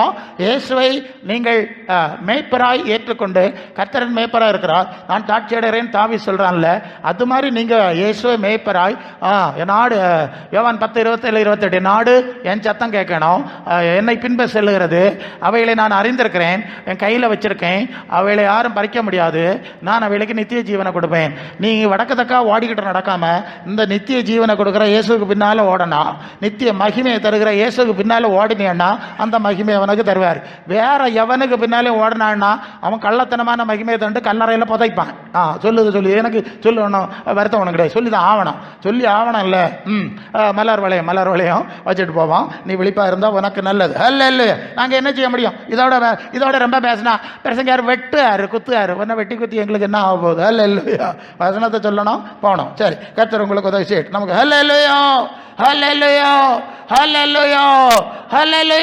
உற்சாகமாக இருக்குதுங்களா? உற்சாகமாக இருந்தீங்கன்னா கொள்ளலாம். எனக்கு பாட்டு பாடிக்கிட்டு இருந்தால் நேரம் போயிடும். அதான் வசனம் இருக்கே. இப்போ வெளிப்படுத்தல் 19:8 சுத்தமும் பிரகாசமுள்ள மெல்லிய வஸ்திரம் தரித்து கொள்ளும்படி பரிசுத்தவான்களுக்கு மணவாட்டி நேற்று பார்த்தோம். அந்த ஆட்டுக்குட்டியானுடைய கல்யாணம், மத்திய விருந்து, அங்கே மத்திய ஆகாயம், அந்த மணவாட்டி கழிக்கப்பட்டது. அது பரிசுத்தவான்களுடைய நீதிகளே. என்னது? அப்போ உள்ளான மனுஷனுடைய பிரகாசம், நீதி, நியாயம், குணம், கனிகள், இதுதான் உங்களுக்கு பிரகாசமாக இருக்கான். உங்களுடைய நீதி, நியாயம். அதான் சொன்னேன், வெறும் வாய் ஆராதனை கிடையாதுங்க. அது மத்தேயு 15:11 அங்கே என்ன படிக்கிறீங்க? மனுஷருடைய கற்பனைகளை உபதேசங்களாய் போதித்து வீணா எனக்கு ஆராதனை செய்கிறார்கள் என்று ஏசாயா சொல்லியிருக்கான். அவர்களுடைய இருதயம் என்னை விட்டு தூரமாக இருக்கு. அப்போ வீண் ஆராதனை இருக்கு. வீண் ஆராதனை பல மாதிரி இருக்கு. ஆடுவோம், ஆடி ஆராதனை, பாடி ஆராதனை, பகல் ஆராதனை, இரவு ஆராதனை, சங்கிலி ஆராதனை, சங்கிலி அத்த ஆராதனை, சாப்பிட்ட ஆராதனை, எல்லாம் நிறைய இருக்கு. எல்லாம் நிறைய வித்தையெல்லாம் காட்டுறான். இப்போ ஆராதனை தாங்க எல்லா இடத்துலையும். சிஎஸ்ஐ சர்ச்சிலையும் கொஞ்ச நாள் பார்த்தாவே இப்போ எல்லாரும் பந்தய சபை போகிறாங்களா? அப்போ நம்ம ஆராதனையும் அது மாதிரி மாற்றுவோம். ரெண்டு இப்போ மாற்றியாச்சு. கத்தோலிக்க சபையிலே மாற்றியாச்சு. நாங்கள் பார்த்துக்கிட்டு வரேன். இப்படி மாற்றி வருது, நம்ம பரலோகத்துக்கு போக முடியாது. மனுஷருடைய கற்பனை இல்லடா போதிக்கிறியாங்க உள்ள. முதல்ல ஆண்டவர் சொன்னது செய். அப்போஸ்தலருக்கு அஸ்திபாரத்தை கொண்டு வா. அதுக்கப்புறம் இல்லடா மற்ற ஆராதனைக்கு வந்திருக்கணும். இதான் பிசாசுக்கு தந்திரம். மனுஷ கற்பனை உள்ள இருக்கு. அப்போஸ்தல அஸ்திபாரம் கிடையாது, ஆண்டவருடைய வார்த்தை கிடையாது. இதெல்லாம் வீண் ஆராதனை அப்படின்னு ஆண்டவர் சொல்றாரு. அல்லையோ, அதனால தான் வர ஆராதனை நீங்கள் சத்தியத்தில் நடந்து ஆவியானவர் நடத்துகிற மாதிரி ஆராதிக்கணும். அது அடுத்த லெவலு. இப்போ பேசிக்க நேரம் இல்லை. இது அடிப்படை விட்டு போகிறதுனால அஸ்திபாரத்தை உடச்சி விட்டுட்டு மேலோடி பெயிண்ட் அடிச்சுட்டு உங்களை என்னதை செய்யுது? எங்கே உடஞ்சி கிடக்கு செறிப்படுது. அதுக்கப்புறம் அடுத்த மகிமை தன்னால் வரான், தன்னால் ஆவி வரான். உங்களை ஒன்றும் விசேஷ பிரசங்கி மாதிரி ஒன்றும் கொண்டு ஆவி தரான்ட்டான். உனக்கு இதையும் சரியானா அப்போஸ்தலர் 15:8 இருதயத்தை பார்க்கிற தேவன் நமக்கு பரிசுத்தாவியை தந்தது போல அவர்களுக்கும் பரிசுத்தாவியை தந்து நமக்கும் அவர்களுக்கு வித்தியாசம் இல்லாமல் செஞ்சார். உனக்கு பரிசுத்தாவி தரலன்னா இதையும் சரியாவே இல்லைன்னு அர்த்தம். நீ நினச்சிக்கிடணும் நான் சரியில்லைன்னு. இல்லையா, என்ன சரி போயிருக்கு, ஆண்டவர்கிட்ட பேச அழு, எது சரியில்லைன்னு கேளு, சரியான பிறகு சரிப்படுத்தி உனக்கு ஆவியை தருவார். வரிய கணக்காக வசனம் கேட்கணும், பைபிளை வீட்டில் வரிய கணக்காக வச்சிருக்கணும். ஆண்டவர் சொல்லுறது கேட்கப்படாது. சும்மா வண்டியக்காரன் எடுத்து சுற்றி நடந்து ஆவியை தரேன் எந்த ஆவி வரும்? அந்த பிசாசு வருவான், பொய்யன் வருவான். பொய்யன் நீ பொய், உனக்குள்ள இருக்கிறது பொய், உனக்கு தேவை பொய்யன் ஆவி. உண்மை வேணும்னா இதை திறந்து பாரு, அதை படி ஜோம் பண்ணு. ஆண்டவர் எப்படி இருக்கா? நாங்கள் எல்லாம் நடந்து வந்தது தான் சொல்கிறோம். அப்படி போனால் தான் சத்திய ஆவி வரும், இல்லைன்னா சத்திய ஆவி வராது, வஞ்சிக்கிறாய் வரும். அதான் அந்நிய பாஷை பேசும். நாங்கள் நிறைய கூத்துகளை பார்ப்போம். ஓஹோ, கொஞ்சம் வரியமாக ஒன்று அலக்கழிச்சிட்டு இருக்குது. இந்த ஆவி தந்திரமா உனக்கு குணமாக வரையில, உனக்கு பரலோக சிந்தை வரையில, இந்த மாம்சத்திலே பெயிண்ட் அடிக்கிறாய். ஓகே, திருப்பி அதான் வருது. சாரி, எடுத்த மணி கட்டு. சரி, இப்போ வெளிப்படுத்தல் 3:5 ஜெயங்கொள்ளுகிறவன் எவனோ அவனுக்கு வெண்வஸ்திரம் தரிப்பிக்க விடும். ஜெயங்கொள்ளுகிறவன்னா அது யோவான் 16:33 நான் உலகத்தை ஜெயித்தேன். அதான் சொல்லிட்டேன், உலகத்துக்கு சரண் அடைஞ்சா இந்த மகிமை கிடைக்காது. எவ்வளோ தூரம் உலகத்துக்குள்ள மூழ்கிறியலோ நீங்கள் இருட்டில் போவீங்க. எவ்வளோ உலகத்துக்கு எதிராக பரலோகத்துக்கு நேராக போகிறீங்களோ அப்போ மகிமை வரும். 1 கொரிந்தியர் 15:41-42 சூரியனுடைய மகிமை வேறு, சந்திரனுடைய மகிமை வேறு, நட்சத்திரங்களுடைய மகிமை வேறு. ஒவ்வொன்றும் ஒவ்வொரு பிரகாசத்தில் இருக்கு இல்லையா? அதுக்கு ஏற்ப அவரவருடைய கிரியை கேட்டபடி, கனி கேட்டபடி வித்தியாசமான பிரகாசம் இருக்கும். சிலர் சூரியனை போல பிரகாசிச்சா பெரிய பரிசுத்தவான்கள், சிலர் சந்திரன் மாதிரி இருந்தால் அது கொஞ்சம் குறவு தான். அடுத்தது டியூப் லைட்டு மண்ணெண்ணா விளக்கு மாதிரி இருந்தால் அவ்வளவுதான். அந்த லட்சணத்துக்கு ஏற்ப வேற. இங்கே நீங்கள் நட்சத்திரம் கட்டுறவன பரலோகத்தில் கட்ட முடியும்னு நினச்சதுகளோ அவ்வளோ நினச்சிடு. கல்யாணம் கட்டு பரவாயில்ல, பெயிண்ட் எல்லாம் அடிச்சு நல்ல பட்டு எல்லாம் உடுத்துட்டு போனோம். அதான் சொன்னேன் இல்லையா, கண்ணை மூடுறவன மண்ணில் போய் வைப்பான்னு. இது அங்கே வராது. இந்த ஆத்மா வரும், அதுக்கு குணம் வரும், அதுக்கு கிரிய வரும், அதுக்கு ரொம்ப மகிமை வரும்.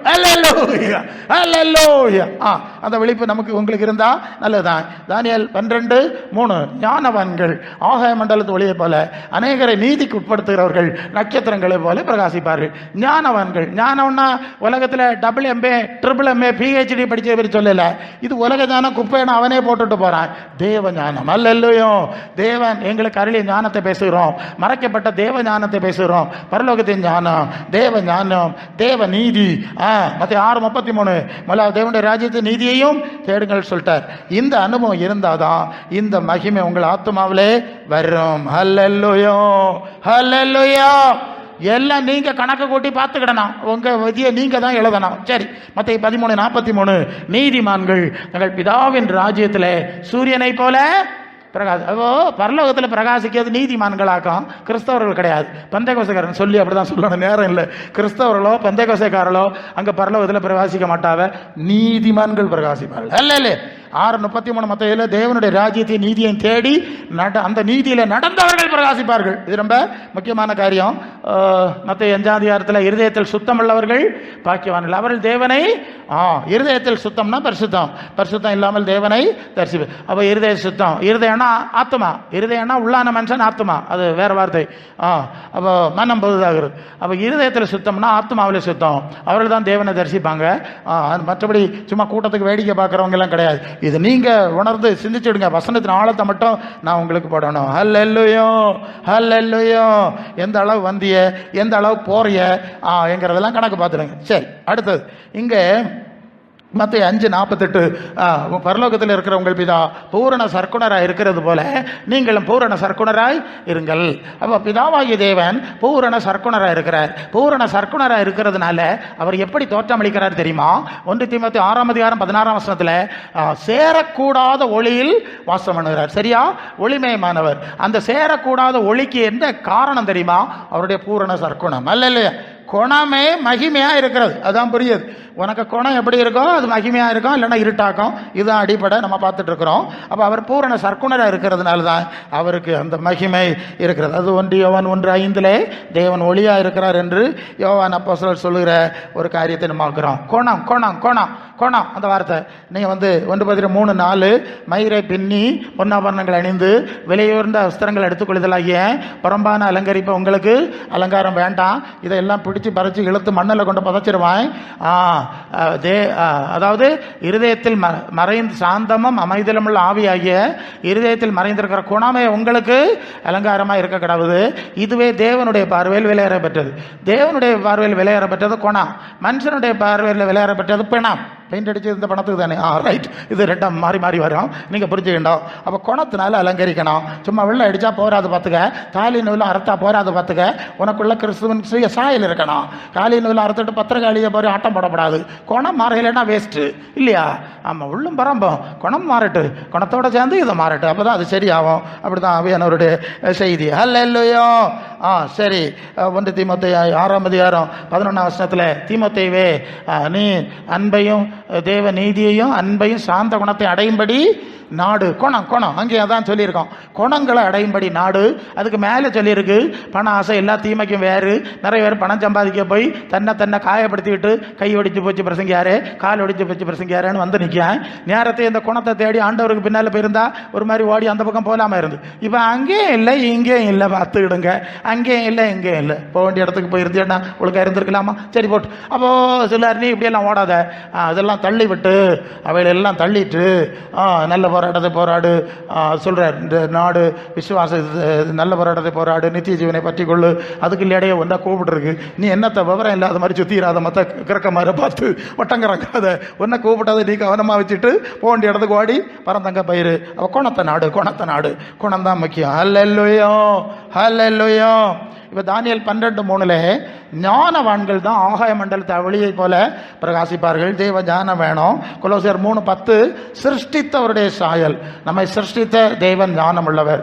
அந்த ஞானமுள்ள அவரோடு நடக்கும்போது அந்த ஞானம் நமக்கு வரும். உலகத்தோடு நடந்தால் உலகத்தின் ஞானம், சாத்தானுக்கு ஞானம், கள்ளத்தனம், தந்திரம், மோசடி எல்லாம் வரும். ஆண்டோடு நடந்தால் உண்மை, சத்தியம், பரிசுத்தம், அந்த நியாயம், அந்த ஞானங்கள் வரும். இதை மனசில் வைக்கணும். அல்லேலூயா, அல்லேலூயா. ஆகவே கொலோசியர் 1:9-10 எல்லா ஞானம், எல்லா ஞானத்தோடு அந்த வசனத்தை படிங்க. கொலோசியர் 1:9-10 அந்த வசனம் படிங்க. கொலோசியர் 1 நாள் முதல் இடைவிடாமல் ஜெபம் பண்ணுறோம். எல்லா ஞானம், ஆவிக்குரிய விவேகம், அவருடைய சித்தத்தை அறிகிற அறிவு, சகலவித நற்கிரியை, தேவனை அறிகிற அறிவில் விருத்தி அடைந்து கர்த்தருக்கு பிரியமாய் அவருக்கு தகுதி யோக்கியர்களாய் நடக்கும்படி சந்தோஷத்தோட கூடிய எல்லா பொறுமையும் நீடிய சாந்தம் உள்ளவர்களாய் நடந்து கொள்ளும்படி அவருடைய வல்லமையின்படி எல்லா வல்லமைகளையெல்லாம் பலப்படுத்தப்படும்படி அவங்களுக்காக வேண்டுதல். அதில் எத்தனை வார்த்தை இருக்குதுன்னு பார்த்துருங்க. ஒவ்வொரு வார்த்தையாக நீங்கள் தியானிக்கணும், எழுதி வச்சுட்டு. இதெல்லாம் உங்களுக்குள்ளேயும் எனக்குள்ளேயும் வரணுமா? வந்துட்டுருக்கா? என்னத்தை விசு நான் முங்கி இருக்கேன், தளிச்சிருக்கேன், கையை காலை உதறேன், இப்படி சொன்னால் போருமா? இது வேண்டாமா? உள்ளான மனுஷனில் மாற்றம் உண்டாருன்னா வேஸ்டாயிரும். எல்லாம் நல்லது தான், எல்லா உபதேசங்களும் எங்களுக்கு நல்லா தெரியும் எப்படி பேசணும். ஆமாம், ஞானசானம்னா சும்மா தண்ணியில் முக்கி கரையாற்றி விட ஒரு அனுபவம் கிடையாது. பார்த்துக்க, அது பழைய மனுஷனை அடக்கம் பண்ணதிலும் புதிய மனுஷனாய் உயிர் தழுதலின் சாயலில் இணைக்கப்படுவதே. ரோமர் 6:1. சும்மா தண்ணி விளையாட்டு வச்சு நினைச்சிடப்படாது. ஆத்மாவை கழுவுகிற ஒரு அனுபவம் அதெல்லாம் அதுக்குள்ளே இருக்கான்னு நீங்கள் பார்த்துருங்க. ஓகே, ஹல்லேலூயா ஹல்லேலூயா. யாக்கோபு 3:13 ஞானியும் விவேகியுமாக இருக்கிறவன் சாந்தத்தோட தன் கிரியைகளை நல்ல நடக்கையிலே காண்பிக்க வேண்டும். சாந்தம், நல்ல நடக்கைகள் இருக்கணும். அவன் தான் உண்மையான ஞானி. நிறைய படித்தவன் ஞானி கிடையாது, குணத்தில் மேம்பட்டவன் தான் ஞானி என்பதை புரிந்து கொள்ளுங்கள். ஹல்லேலூயா ஹல்லேலூயா. சரி, 2 கொரிந்தியர் 4:17 சொல்லுது. இப்பொழுது அந்த வசனத்தை படிங்க. 2 கொரிந்தியர் 4:17. காணப்படுகிற உபத்திரவம், காணப்படுகிறவர்கள் அல்ல, காணப்படாத பரலோக நித்திய மகிமையை நோக்கி இருக்கிற நமக்கு அதி சீக்கிரத்தில் நீங்கும் இந்த லேசான உபத்திரவம் மிகவும் அதிக, பார்த்துக்க, மிகவும் அதிக நித்திய கன மகிமை. எத்தனை வார்த்தைன்னு பார்த்துக்க. அது என்னதுன்னா உபத்திரவம். நீதி நிமித்தம் துன்பப்படுகிறவர்கள் பாக்கியவான்கள் ஆண்டவர் சொன்னார்.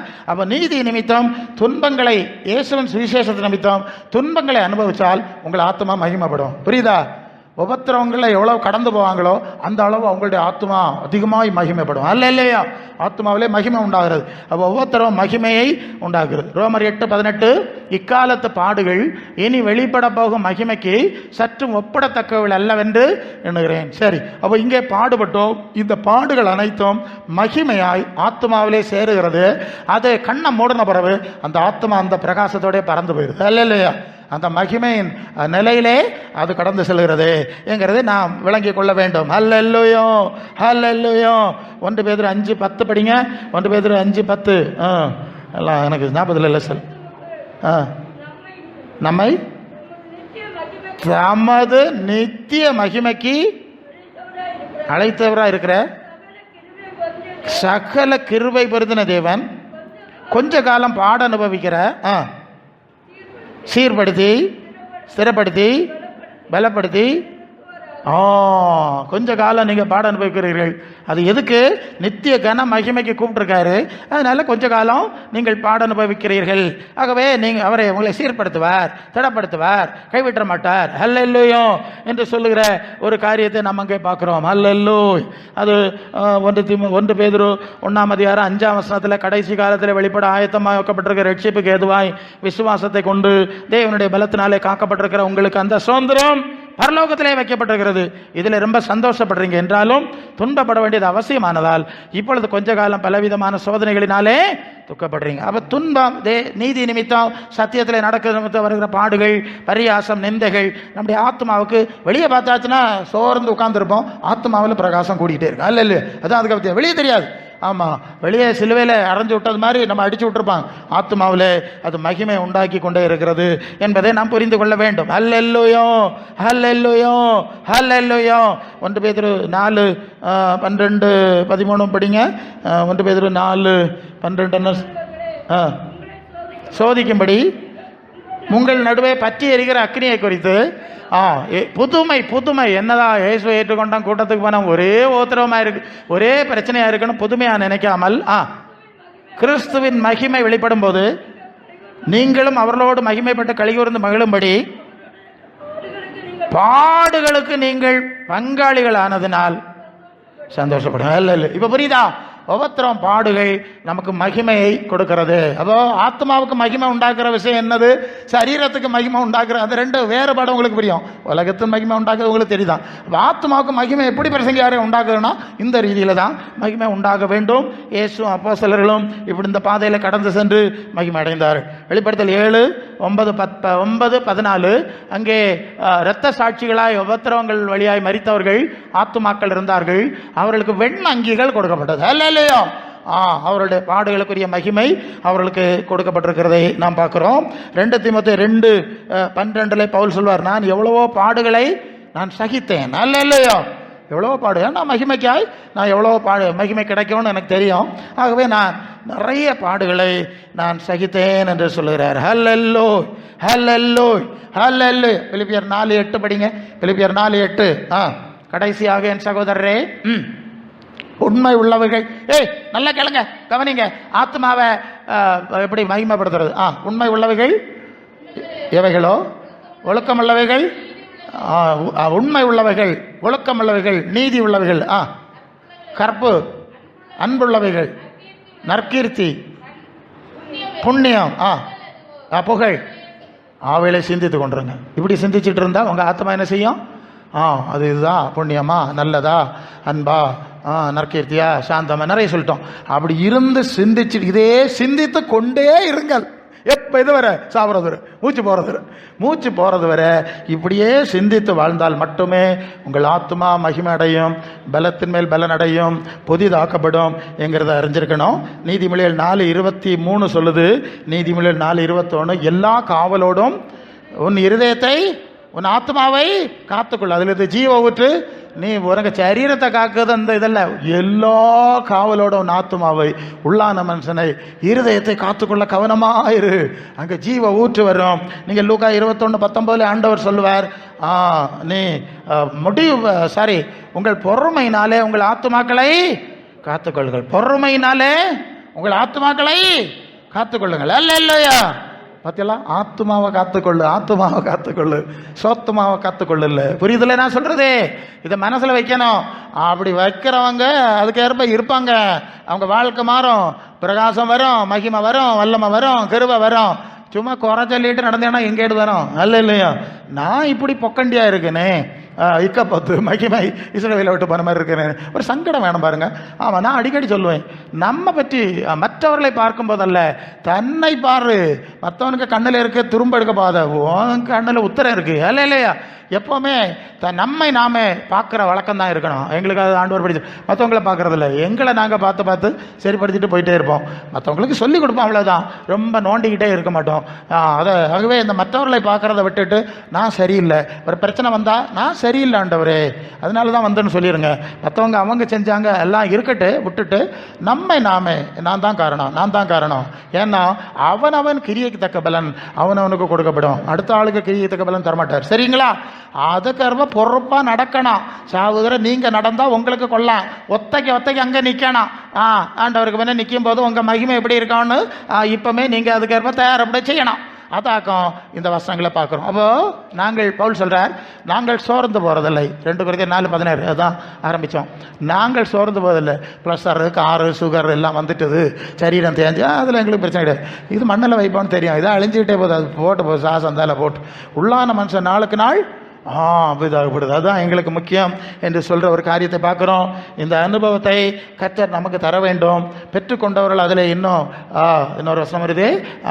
1 Corinthians 15:58 என் சகோதர சகோதரிகளே, நீங்கள் கர்த்தருக்குள் படுகிற பிரயாசம் விரதாவா இராது என்று அறிந்து ஸ்திரப்பட்டவர்களாகவும் உறுதிப்பட்டவர்களாகவும் அசையாதவர்களாகவும் கர்த்தருடைய கிரியையிலே எப்பொழுதும் பெறுகிறவர்களாய் இருங்க. கர்த்தருடைய கிரியைனா என்னது? கர்த்தர்னா இயேசுவை குறிக்கிற வார்த்தை.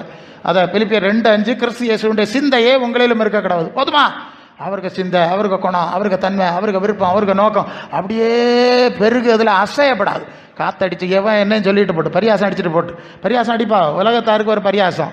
ஆமாம், அப்புறம் மண்ணில் வச்சே வேலை தான் தெரியும். இப்படி தானா, அதையும் பெயிண்ட் அடித்து மலர் வளையம் வச்சு ஒரு ஏமாத்தத்தை காட்டிடுவா. சரி, அது வேண்டாம். அதனால பரியாசங்களை கவலை பண்ணாத, நிந்தைக்கு கவலை பண்ணாத, உலகத்தின் மோசடிக்கு பின்னால் போவாத. அல்லேலூயா. உள்ளான மனுஷன் பலப்படு. அல்லேலூயா. ஈடு இணை இல்ல மகிமை இதனால் நமக்கு வந்திடுமே, ஈடு இணை இல்ல மகிமை இதனால் நமக்கு வந்திடுமே. சோர்ந்து போவதில்லை நாங்கள், சோர்ந்து போவதில்லை, சோர்ந்து போவதில்லை நாங்கள், சோர்ந்து போவதில்லை. அது சீக்கிரத்தில் நீங்கிவிடும் இந்த லேசா உபத்திரவம், அது சீக்கிரத்தில் நீங்கிவிடும் இந்த லேசா உபத்திரவம். காண்கின்ற உலகம் தேடவில்லை, காணாத பரலோ நாடுகிறோ. காண்கின்ற உலகம் தேடவில்லை, காணாத பரலோ நாடுகிறோம். சோர்ந்து போவதில்லை நாங்கள், போவதில்லை, சோர்ந்து போவதில்லை நாங்கள், போவதில்லை. அது சீக்கிரத்தில் நீங்கிவிடும் இந்த லேசான உபத்திரவம், அது சீக்கிரத்தில் நீங்கிவிடும் இந்த லேசான உபத்திரவம். கிறிஸ்துவின் பொருட்டு நெருக்கப்பட்டார், பாக்கியம் நமக்கு பாக்கியமே. கிறிஸ்துவின் பொருட்டு நெருக்கப்பட்டார், பாக்கியம் நமக்கு பாக்கியமே. சோர்ந்து போவதில்லை நாங்கள், போவதில்லை, சோர்ந்து போவதில்லை நாங்கள், போவதில்லை. அது சீக்கிரத்தில் நீங்கிவிடும் இந்த லேசா உபத்திரவம், அது சீக்கிரத்தில் நீங்கிவிடும் இந்த லேசான. மன்னவன் இயேசு வருகையிலே மறு களி கூறுவோம். மன்னவன் இயேசு வருகையிலே மகிழ்ந்து நாம் களி கூறுவோம். சோர்ந்து போவதில்லை நாங்கள், சோர்ந்து போவதில்லை, சோர்ந்து போவதில்லை நாங்கள், போவதில்லை. அதி சீக்கிரத்தில் நீங்கிவிடும் இந்த லேசான உபத்திரவம், அது சீக்கிரத்தில் நீங்கிவிடும் இந்த லேசான. மகிமையின் தேவ ஆவிதானே மண்ணான நமக்கு வாழுகின்றார். மகிமையின் தேவ ஆவிதானே மண்ணான நமக்குள் வாழுகின்றார். சோர்ந்து போவதில்லை நாங்கள்,